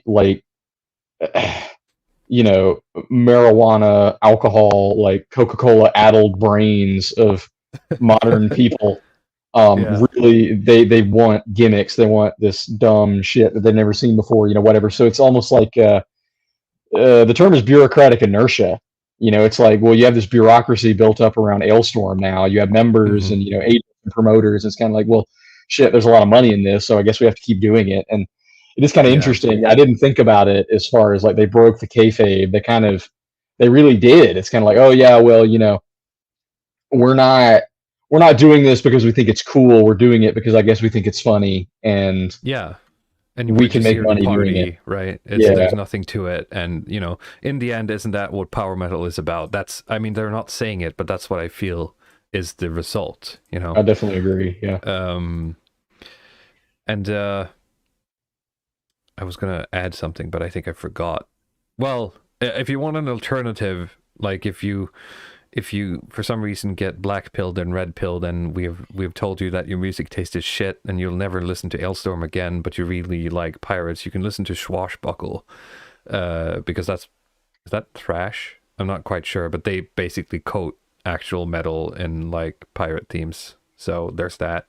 I don't listen to it, but you can listen to it. I think I listened to 30 seconds of it once. I mean, yeah, it's not my cup of tea. Even though I do enjoy pirates as an aesthetic and an idea, I guess, but I've never enjoyed music related to it.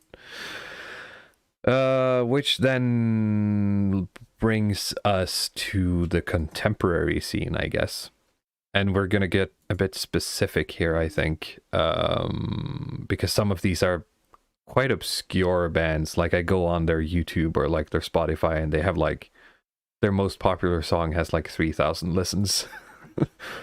But there's a bit of a like from 2019 to now, there's been like a bit of a resurgence of power metal bands that explicitly sort of look backwards to like the pre-2000s power metal, and usually fuse it with something else or try to go their own way.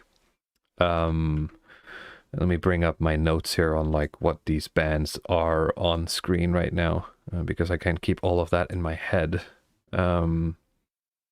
So some of these revival bands are Wolftooth, that I played a bit of, and Feanor. Now Feanor plays maybe a bit more like Maiden or Manowar, so it's more like heavy metal fused with power metal. Wolftooth is maybe a bit more thrash. So if you have someone who's very into Metallica or something, or Megadeth, and you want to bring them into power metal, you can try Wolftooth. Now some of these are quite small bands, so some of the recordings aren't the greatest, so I don't know if it's the best if you want to bring people into power metal. Some go just completely different directions. Goblin's Blade on the left there fuses doom and thrash with power metal. You have Battleborn. Are those guys on here? No, they're not. But Battleborn is heavy synth and glam inspiration into the mix of power metal. I'm not quite sold on Battleborn yet. They feel a bit like they're still just, singing about like, I think it's because they have like a song that's like a cover of like a Skyrim song, which kind of turned me off because I feel like everything else is tainted because they're like trying to like, yeah, fucking, basically they're Alestorming it, right? Fairyland feels like a modern Rhapsody of Fire. So I can recommend that if you're into the more like melodic stuff. I don't have it shown here, but Tungsten is a continuation basically of a lot of the 90s power metal. I think the drummer used to be the drummer for Yngwie Malmsteen, and I he believe has you're like correct. a son. Yes. And so it's him and his son and some other dudes who are just, continuing power metal, basically.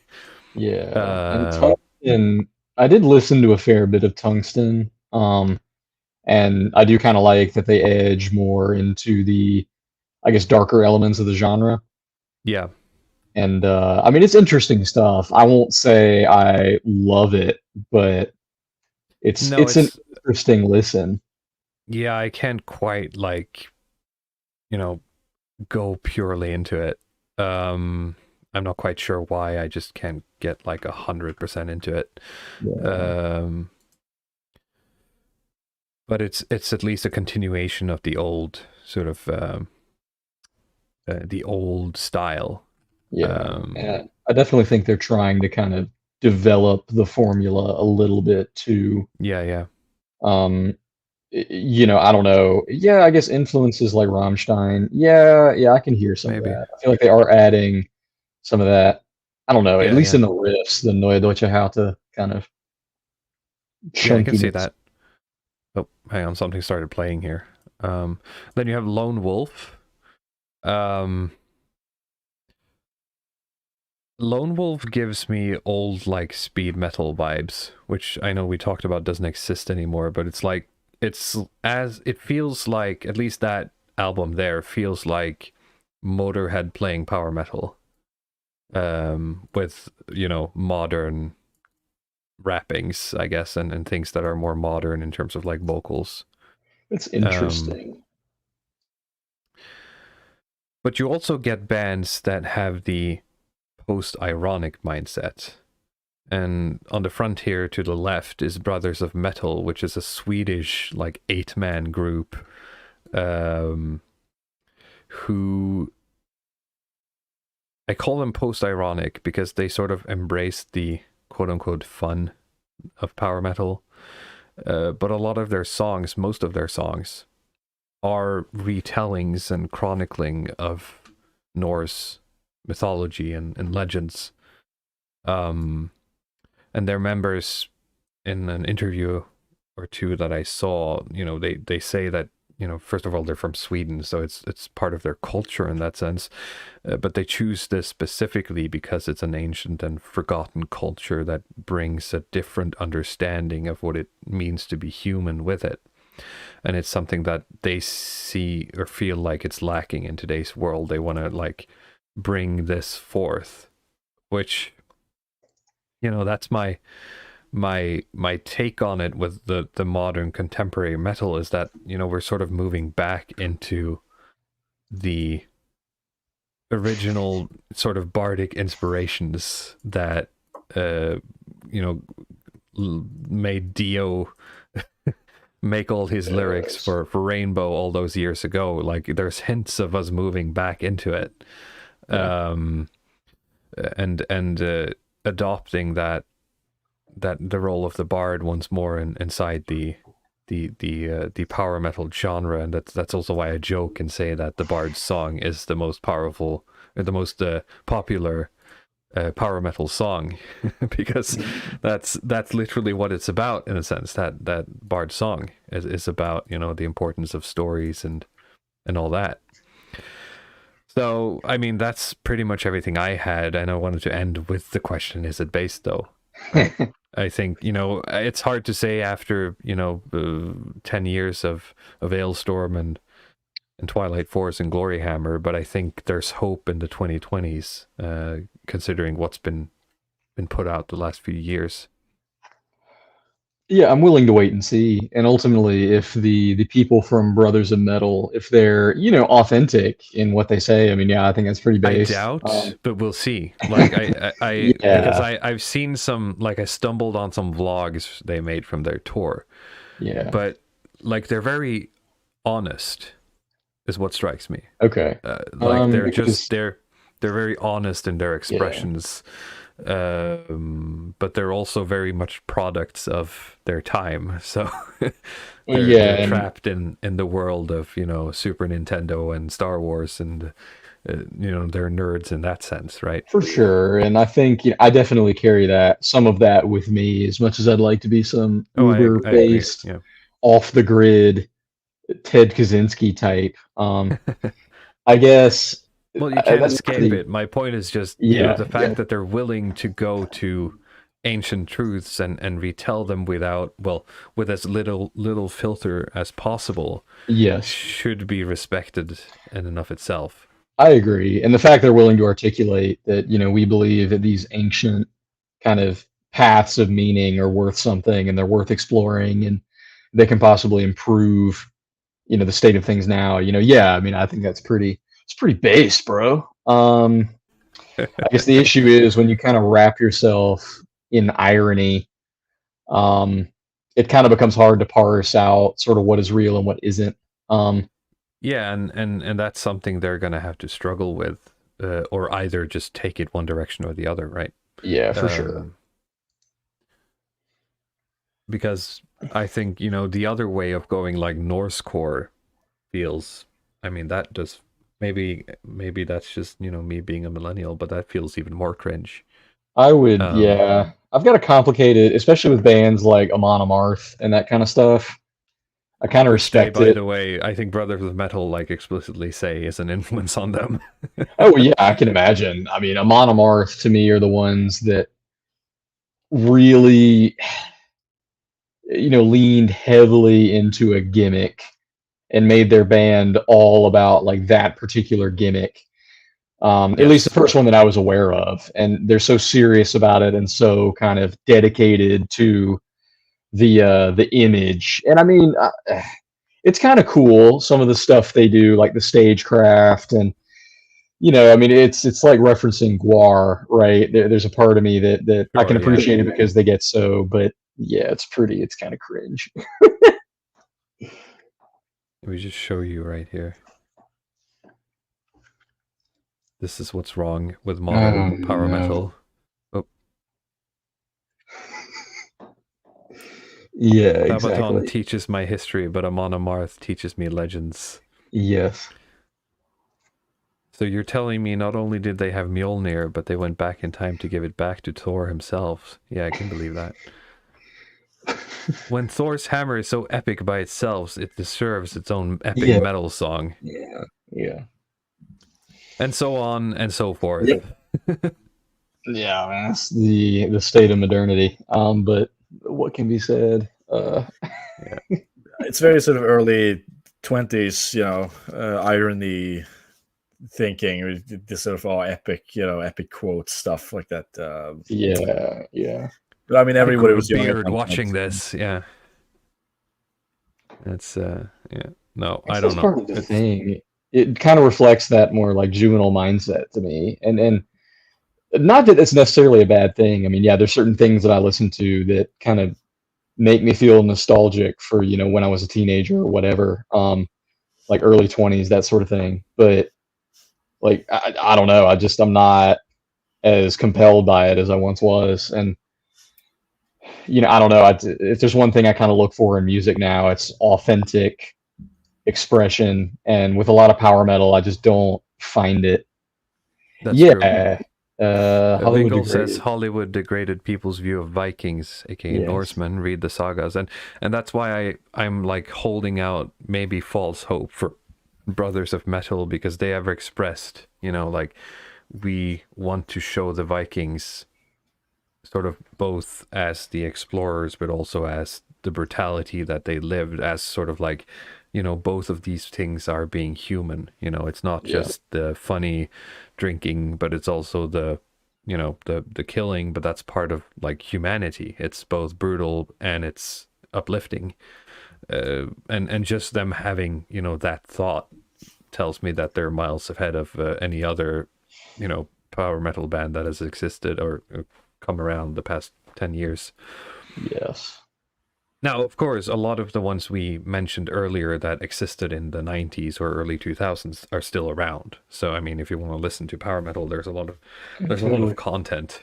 Yeah, some of these bands are very prolific. I mean, that part of it is really cool. And not Blind that. Guardian still goes. So Yeah. And I don't know when Hammerfall's last record was, but I was looking at their discography, and I mean, it's pretty huge. it was 2020, I think. Yeah, Hammerfall that's is what I thought. massive. Yeah. Yeah. They keep like pumping out an album every other year, I think. Which, I mean, you either die the hero or live so long you become the villain. Yeah, I mean, But it just gets boring after a while because I feel it's the same song. it's like, I love Judas Priest, but after Painkiller, I just don't listen to any of it, just because it's kind of like, why would you? Yep. I think that, Luddic, do you have any comments here at the end? No, there's a lot of topics, and I mean, I wasn't so familiar with some of these bands that you brought up, so I think I'm going to spend the rest of the week listening. I definitely think it's worth, listening to a lot of these groups. But I mean, with the question of authentic metal, there's always this. This sort of inherent problem I think in metal is that it's a very kind of high time preference genre, like very, hard and fast stuff, and it's difficult to get some of that, deeper, more detailed messaging through there. It's always going to be very kind of bombastic and look at me, mama, type of energy to it. So that's why I don't know if it's like the best conduit to give people deeper meaning. That's true. No matter but it's how also a very young are. genre. Yes, it is very like young man's genre. Even though I mean, like in terms of age, it hasn't existed for long. Yes, it hasn't. But it is a nice died, container. So I mean, there's no hope there. It's a nice container to keep the imagery and some of these traditions and the sounds alive, like from the European perspective, most definitely, and that's an absolutely good thing. I mean, we agree that metal is, if you look at everything today, metal is one of these things that seems to have maintained, resistance to wokeification more than I think most cultures and institutions. They're not giving out like metal albums with rainbow flags on them and stuff. It's except like the first Rainbow, except Rob Halford. Yeah. It's going to be the 2020 edition of Richie Blackmore's Rainbow. It's like the Richie Blackmore's Pride Rainbow. The reissue. Pride in the Dark. It is significant that I was listening to a Hate Forest LP the other day, and the fact that Season of Mist kept Hate Forest on their label despite all the kind of shit, at least I think they did, to me is significant and says something about metal, and I mean, again, that's black metal, it's kind of a different thing, and but I think it's significant. I think metal does have something to offer, even if it isn't sort of 100%, based. It's definitely worth paying attention to, I guess. Yeah. I went to Hate Forest, and it's this is posted by Ukrainian Black Metal, and the description says Russia has invaded Ukraine and already killed thousands of civilians, with many more raped or tortured. The death toll keeps climbing. It's a genocide. We need your help. Let's fight back against Russian Reichist regime. And the first song is called Domination. This is a Hate Forest album? Yeah. The juxtaposition of the death or the black metal to the support Ukraine messaging. It was very good strange. Nazis, right? Yeah. These are the nice Nazis. That's why they stayed on the label. It was very, very, very strange. That is interesting. Huh. Yeah, I guess Anyway, this was released on Oslo. now the comment section here on the live chat is talking about how Vikings aren't how they were portrayed in Hollywood. That's certainly true. But I don't have any more slides or any content, so unless you guys have any questions, or anyone in the chat have any questions, or there's anything you want to talk about, we should probably just end the stream. The Now, only other thing... I know the live chat is a bit slow sometimes on the on the StreamYards, so we'll give him a moment. I also just remember that one of the guys in Twilight Force, like, he uses like elf ear prosthetics. Oh yes, he does. Yes. That's also a reason to hate them. Yeah. They have elves in their in their band, and they have LARP people. I guess the only thing I would really want to add is the last couple nights, after I listened to I was listening to power metal during the day, and it kind of led me to this interesting mindset where I'd kind of end out the nights listening to Death in June, and I guess it's really the main thing that irks me about power metal is kind of that like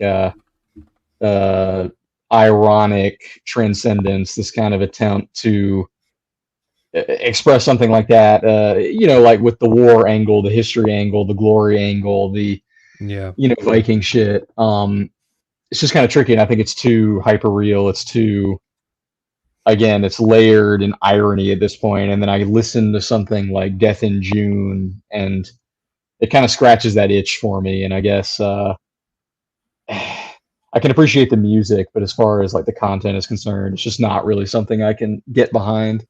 Yeah, it gets a bit like, restore Rome. For sure. Yeah. I mean, again, I don't want to take anybody's enjoyment away from it necessarily, but no, but it's it's the we just I mean we all live in modernity. I mean we can't I mean I ranted about this in the last video I did, the politics of Telegraph Road, where as a millennial you can't really ever escape it, and yes, and yet you dream for something more, something like what do they call it, like an outside that you're never seen. So I guess that's just something we have to deal with.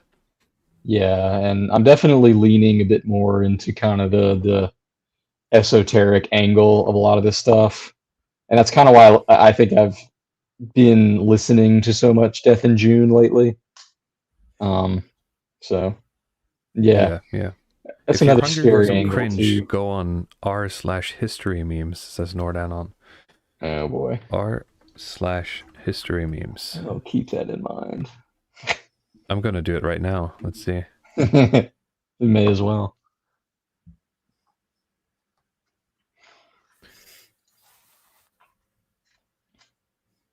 Oh, this is highly specific memes, though. Hang on, let me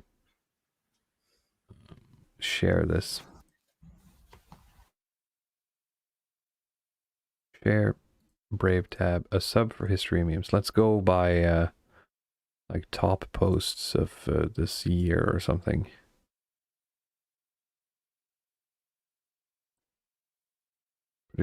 Quiz. Yeah, I don't care about that.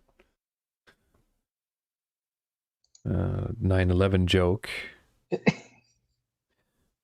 Oh, haha, Germany meth joke during World War II. Assigning new names to his followers. Greetings, O Lord. My name is Simon. I'm going to call you Peter from now on. That's kind of funny. And it's Bimbo, my favorite. Oh, America moment.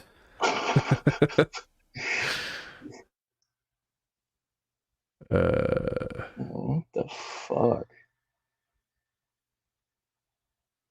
Oh yeah, Okay, that one's actually pretty funny. that's a bit funny. Yeah.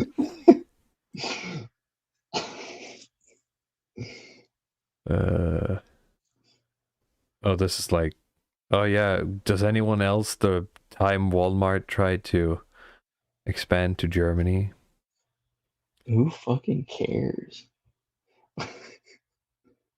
I mean, a lot of this is just kind of boring, not Yes. necessarily cringe. I'm sorry, Nordanon. I think Yeah.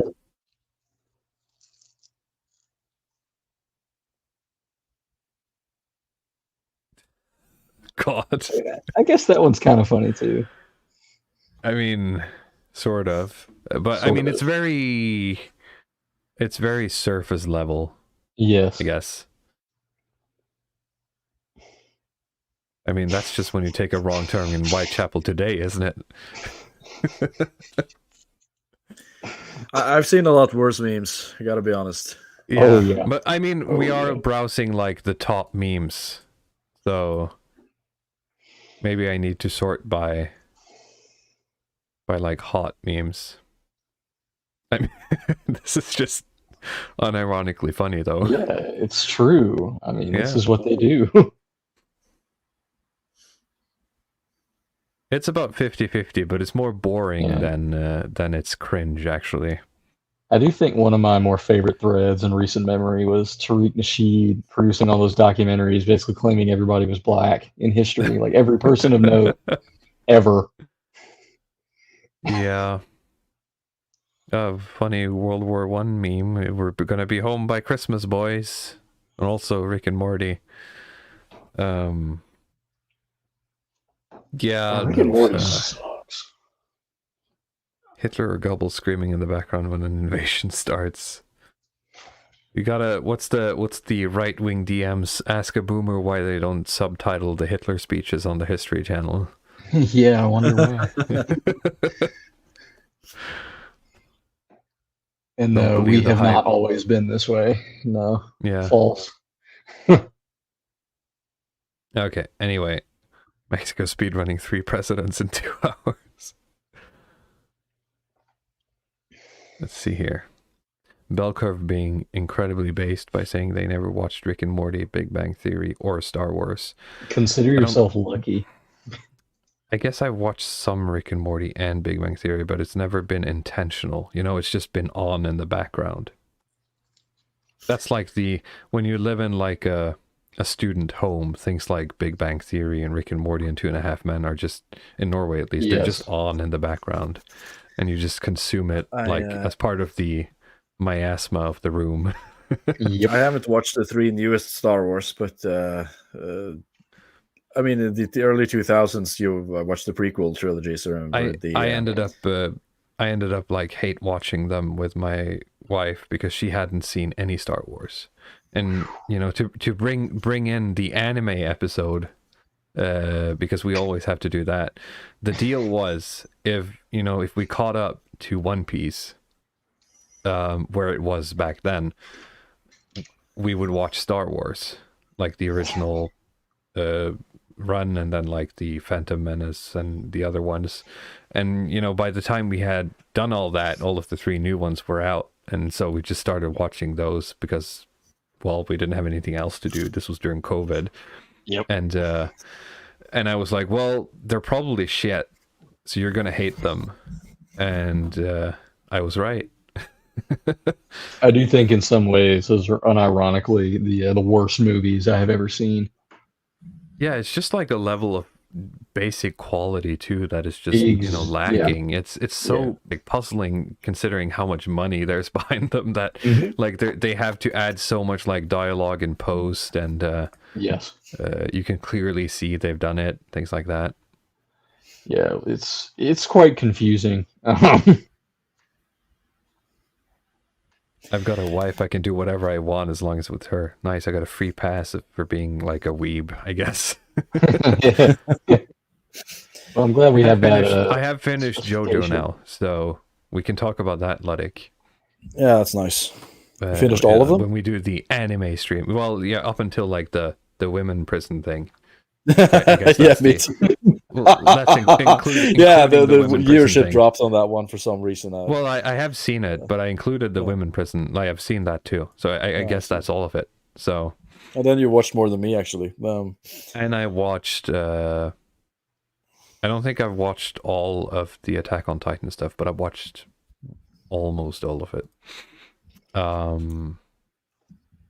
Revenge of the Sith is my favorite Star Wars movie. Well, I'll agree that of those, like the prequels, I'd rank Revenge of the Sith highest. Definitely, yeah. I think it's the most fun to watch too. There's so many weird comedic moments.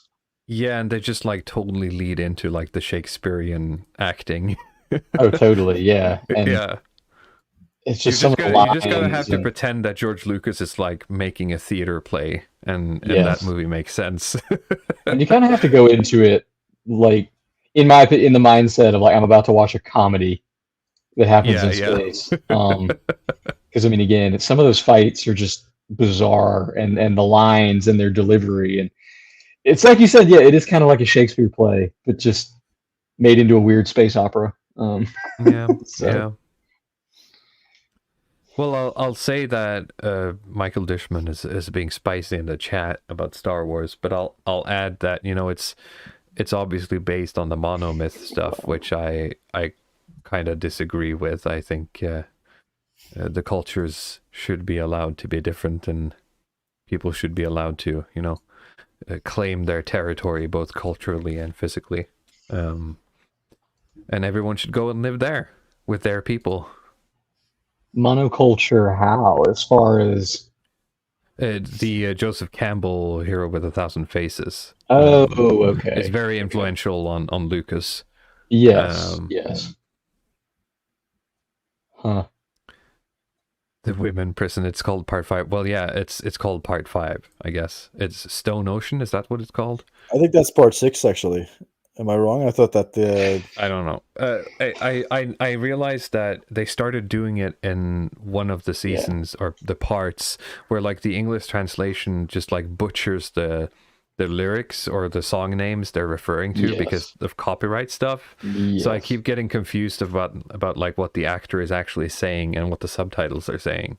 When you say, I knew exactly what you meant when you said women's prison. You say, Part that's 5, what it's about. 6. Yeah, it is. Yeah, it's just more descriptive than maybe it deserves. I know that Campbell was a Spenglerian, but I still think like the monomyth is a bit of an overreach.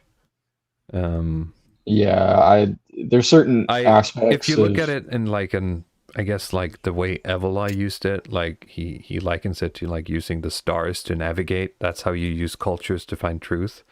Yes, but it like making like one big universalism thing seems very wrong. Yeah, it's like the pitfall. I mean, we're gonna get into Freemasons here. But that kind of perennialist doctrine of all religions and cultures point back towards one entity, one divinity, one myth. I think it's kind of misguided and a bit strange. I mean, my problem with Campbell my problem with Campbell is that he leans. He's got too much baggage from the. What do you call it? This sort of new age scene that comes in the '60s, and he isn't directly, in that part himself. But there is enough, in his writings and his interviews where it's you can see where that new age stuff comes from, that kind of Deepak Chopra. I don't know. I don't remember all of these, all of the big names at the moment from that scene, but this sort of follow your bliss type thinking. It's kind of female solipsism thing. Yeah, I agree. My point is basically why read Campbell when you can read Spengler and Evola. Yes. Or Guinan or any other perennial traditionalist and basically get like the true version of it. Plastic Formula says, so you're a JoJo fan. Explain how King Crimson works. I refuse because part 3 isn't my favorite part. So I don't have to. Isn't that part 5? I thought King Crimson was the car. Hang on. This King is Crimson is like Jojo. Diavolo. He's like the main bad guy in the mafia Oh, arc. it's in part. You know? It's the Golden Wind version. Oh, okay, never Yes. mind. Well, I still don't have to explain it because that part 5 isn't my favorite either. I'm a part 2 Chad. So there are No, I moments. kind of part 5, honestly, but we could do more on that in the anime stream. But yeah, yeah, if we I both did watched, not we should like. definitely. Yeah, we'll talk about that later. But I thought Golden Wind went a bit off the rails there. It's not his best work. In that sense, I actually like part 4 better. But that being said, part 5 feels like part 3, but better. So I don't know. I don't know. There are moments in battle That's tendency a quick that I enjoy. JoJo take. Yeah. Well, I really do enjoy. I guess I enjoy part 3, but I like battle tendency. I just can't shake the camp of it. Yeah, that's kind of where I'm at too. It's why I I don't know. like power metal. Part 3 is very special for me because I mean, like coming on the internet on like 4chan when that still existed, so like one of the Yeah. first memes that I was exposed to was this kind of like Dio Muda Oh, Muda yeah. Muda, these sort of knives and the time stop stuff. Like Yeah, I can see I that. remember that's like I think that's like the first official meme that I ever saw, right? And it's just that made me kind of want to trace back where it came from. Yeah. And like I think the first JoJo anime that's like before this new streak that's been made in like the last 5-10 years, they had another one that was based on part 3. So Yeah. Yes. Yeah, well, like the SpongeBob Zawarudo memes. I mean, it's it bled into quite a bit of other stuff. I mean, that's really what made it popular. I'll give it that. Yes. And memes matter after all. Memes matter. Go Yes. watch meme analysis. I don't even know if he posts anymore. Who knows? Like the last meme analysis video I watched was 2 years ago. Yeah, same. Yeah. You can go watch Geo if you want meme analysis, but better. Yeah. It's Vingle says he still has no idea what JoJo is. Fortunately, that's good. Don't be a weeb. yeah. This is adding credence to my statement that he's dangerously based. I found that this is a very accurate image of, oh god, I just googled like something related to anime on images stuff, and the results are horrible. Yep. This is why I don't like engage with it. I was just looking for this picture.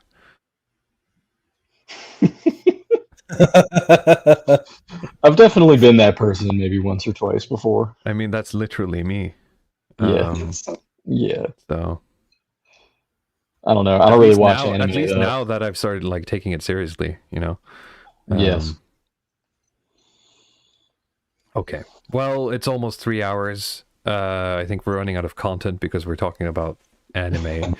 Yeah. We got to save that for the anime stream. So I'll thank you all for joining me, and I'll thank you, Luke, for joining us and talking about metal more. No, it was a do you have pleasure. anything you want to shill before we I leave? mean, I have a Twitter account, and I'm probably going to start using relatively soon. It's I poisoned you, didn't I? Because you had to create one too. yeah, you really did. And it's now I see fun. you It's kind of reblogging like stuff. yeah, no, Tweeting, it's sorry. it's fun. It kind of reminds me of the good old days when I ran a politogram. Oh, hang on. Monophthalmos has sent me a bunch of like metal memes. We might have to. Yeah, we could react quickly. It's so tiny though. Well, maybe Like not. it's compressed to hell. Like I can't see anything. memes for ants. Yeah. Oh, wait, hang on. I think he sent me he sent me the individual images. Okay, let's try it. Let's do 10 minutes of meme review here. Let's get right into The memes. Oh, open link. No? Can I open the image? Okay, I'm gonna have to do it like this then. Stop sharing. Start sharing. Oh, it's just like it's not a real image. I see. Here we go. I'm sorry, I'm boomering.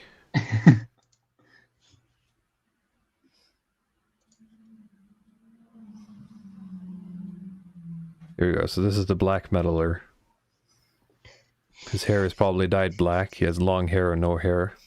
No exceptions. Facial That is piercings true. not uncommon. Jewelry galore. Maybe. All black all the time. Is that you, Luke? I had Drinks long little, hair. smokes profusely. That's true. Usually on the skinny side. No smiling, no moshing, no fun allowed. That's true. Goatee is common. I do have a goatee Somehow now. an Odinist and Satanist at the same time. That feels a bit like a LARP thing. Yes. Leather jacket is a must. May or may not have patches on. If it does, they're all black and white.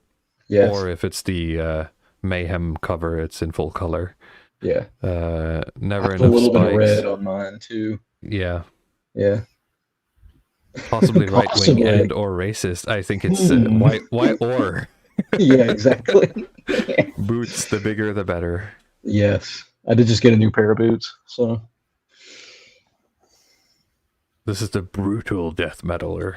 Oh. Smokes and it's the cargo shorts. Isn't that like Pantera tier?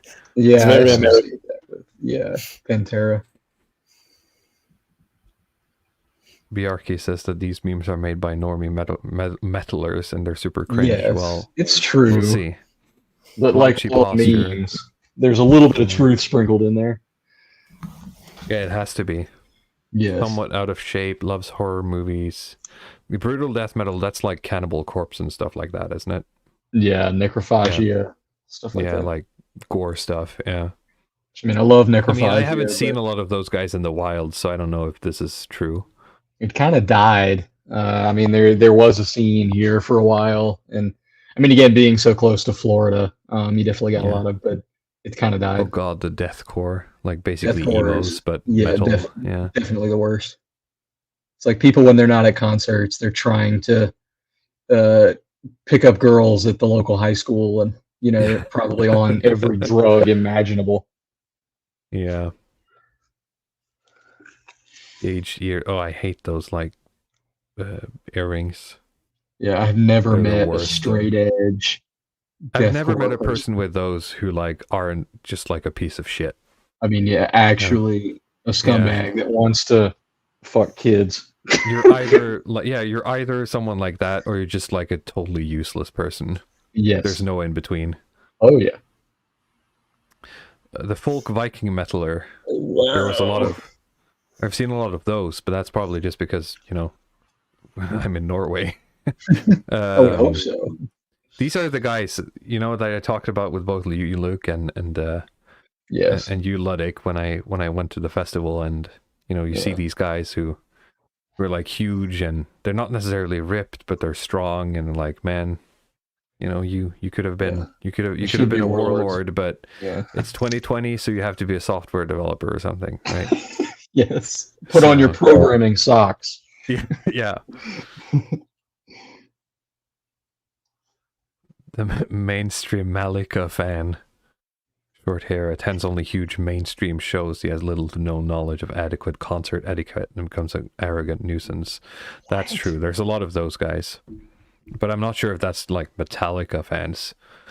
Yeah, it's just more so like dysfunctional freaks that turn up to Yeah. metal concerts.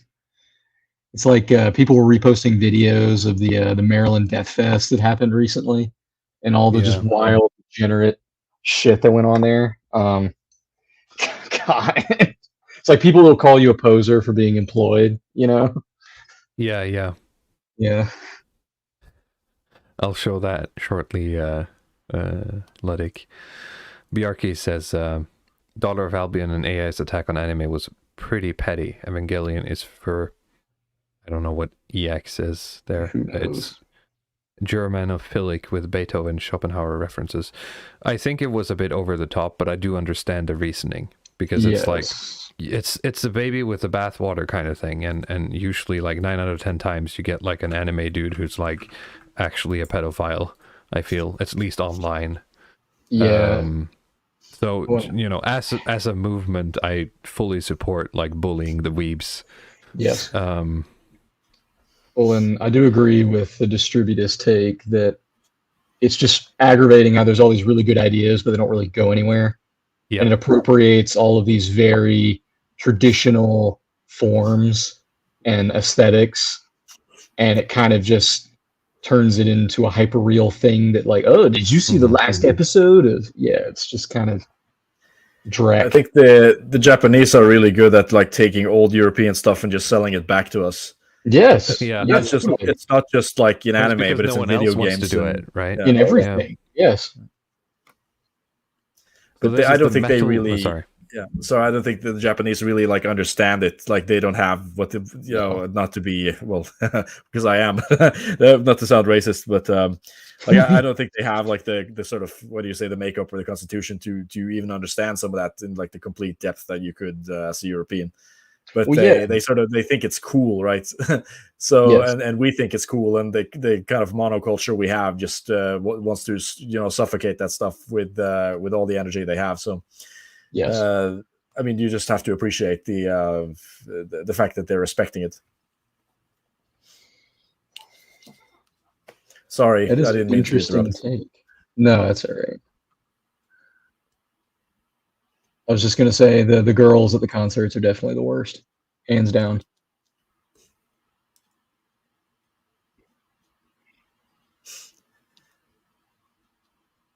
Yeah, I mean, it's a sort of persistent thing that I've noticed as well, like these sort of metal women, and I don't know how long you can stay in that kind of scene as a woman.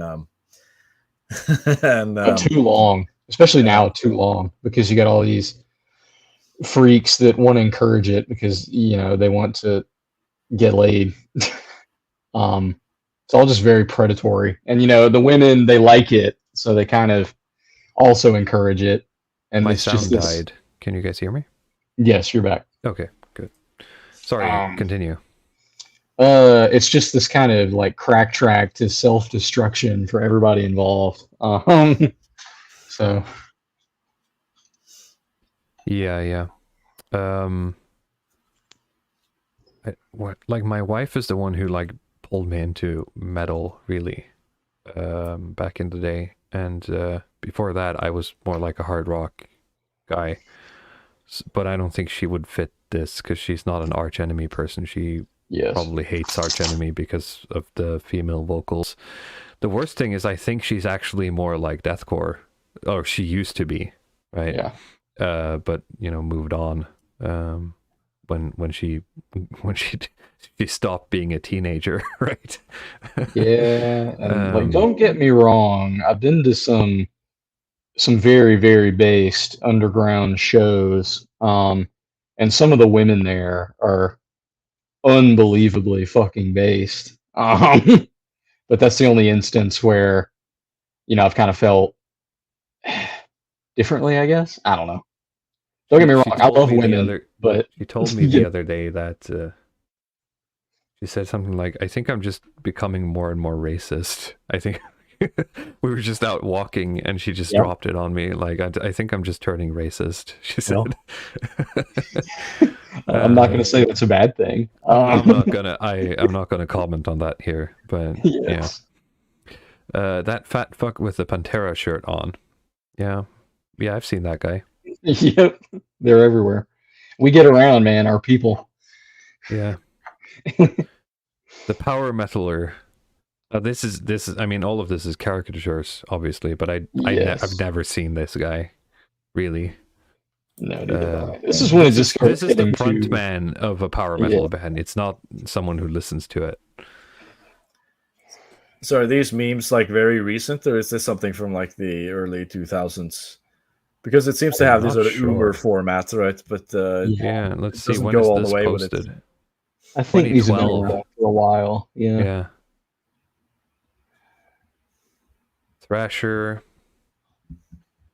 Is that Death? What is the No idea. is it Slayer? Slayer, maybe. It's the same font, but I don't think that's what it says. The problem is like thrash culture has evolved so much here. It's really kind of, it's leaned more into like the punk stuff, and it's doesn't really have a whole lot in common, at least aesthetically, with thrash. I kind of like it though. It's funny. Yeah. Is it possible to like things without turning it into your entire identity? Yes, it's called, not being Yes. stupid. And also being an adult. Growing up. Yeah, I think for kids, this is like super. You just want the personality, or you want something to distinguish yourself from it's other literally kids. being a teenager. Yeah. You just jump on these things.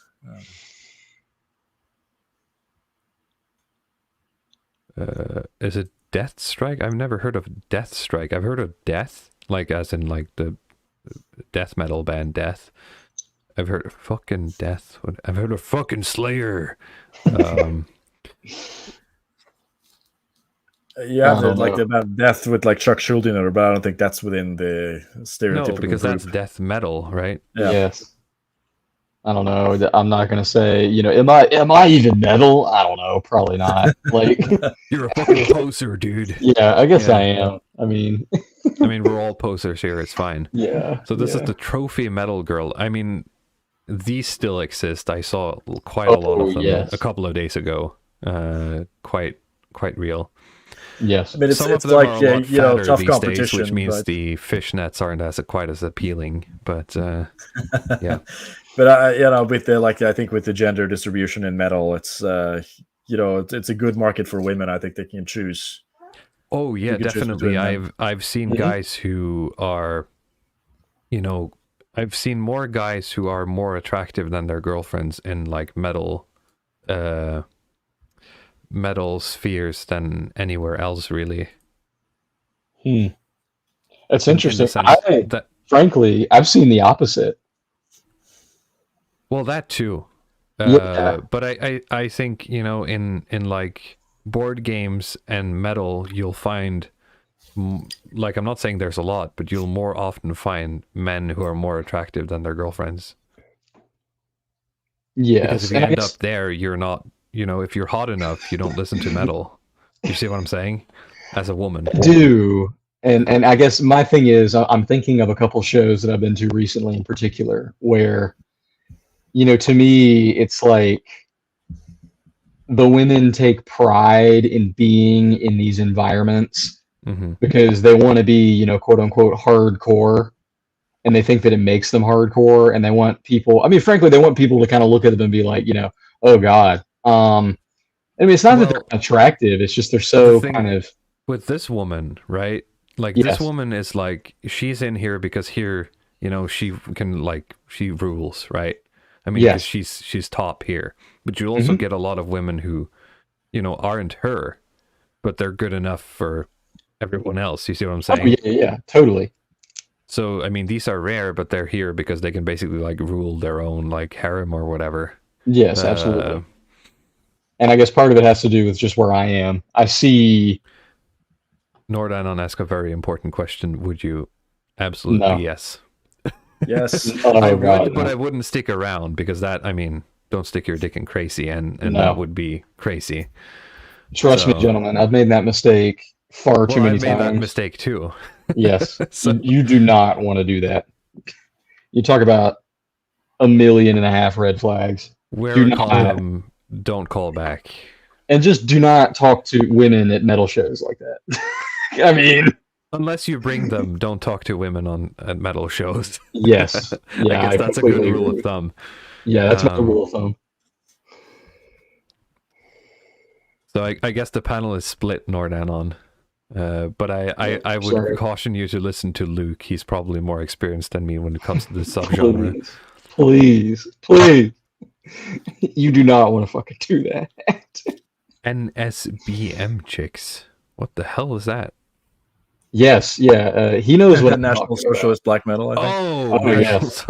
Black Metal. The women at the show that I went to, the sort of NSB, it was like in a dream. It was so surreal. These women that were in the front row throwing up Roman salutes and peppering their sentences with racial slurs. I'm like, these people are not real. They're federal agents.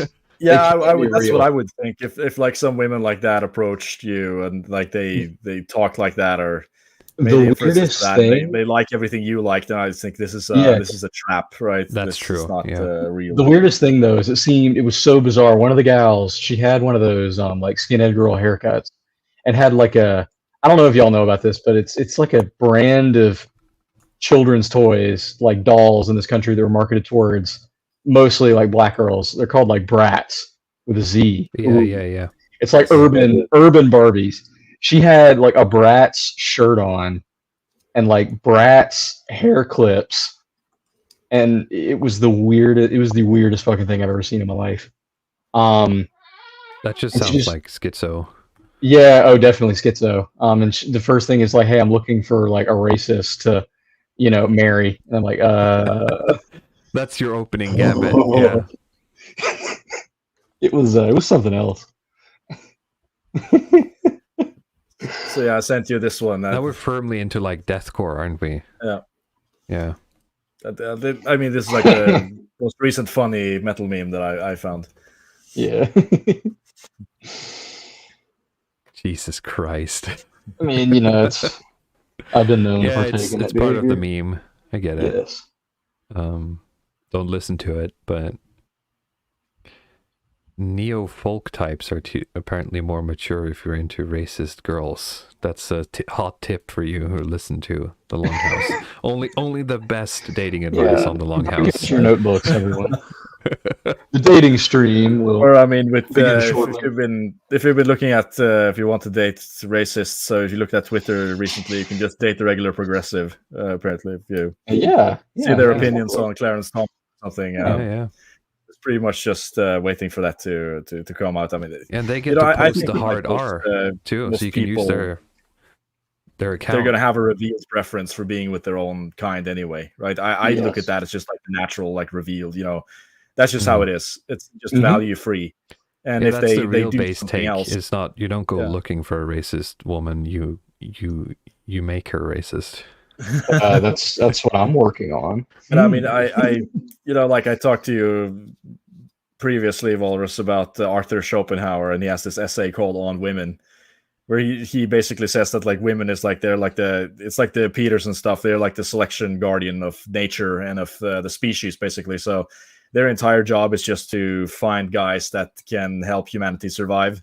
That's the function of women, basically, and they will just swap into any fantasy role that the men want if they find some guy that they think is Yeah, interesting it's enough. like so the e-girl manifests when she's gazed upon. Is that what he yes, says? it was Yeah. he was writing Yeah. exactly that, Yeah. Yeah. like just more philosophical. Well, sure, Well, yeah, it's- but It's definitely been my experience that you can find a female, and if they like you enough and they feel like there's enough kind of prospect there, I guess, yeah, they'll pretty much form to whatever shape you kind of. Yes. they'll want. certainly shift over time. Yeah. I mean, they will adopt Yeah. your hobby, right? I mean, in the city I grew up in, they had like a large, intake of refugees, and then you start seeing these Norwegian girls who are going around in burqas, and it's not Oh, like they, shit. they were studying the Quran or something. Yeah. They were just waiting for like some Muslim to show up. I mean, they just found some of these like top foreign guys hot, and then they just adopted an identity based on that, right? So Yes. that's how you have to think about it. If you're thinking about it otherwise, you're sort of mistaken. If you're trying to go into a hobby to find a woman, that's you should just try to increase your value, basically, and then Yes. Monopotalmo says, when someone shows you a new black metal band, impressive, very cult. Now let's look at the band's criminal record.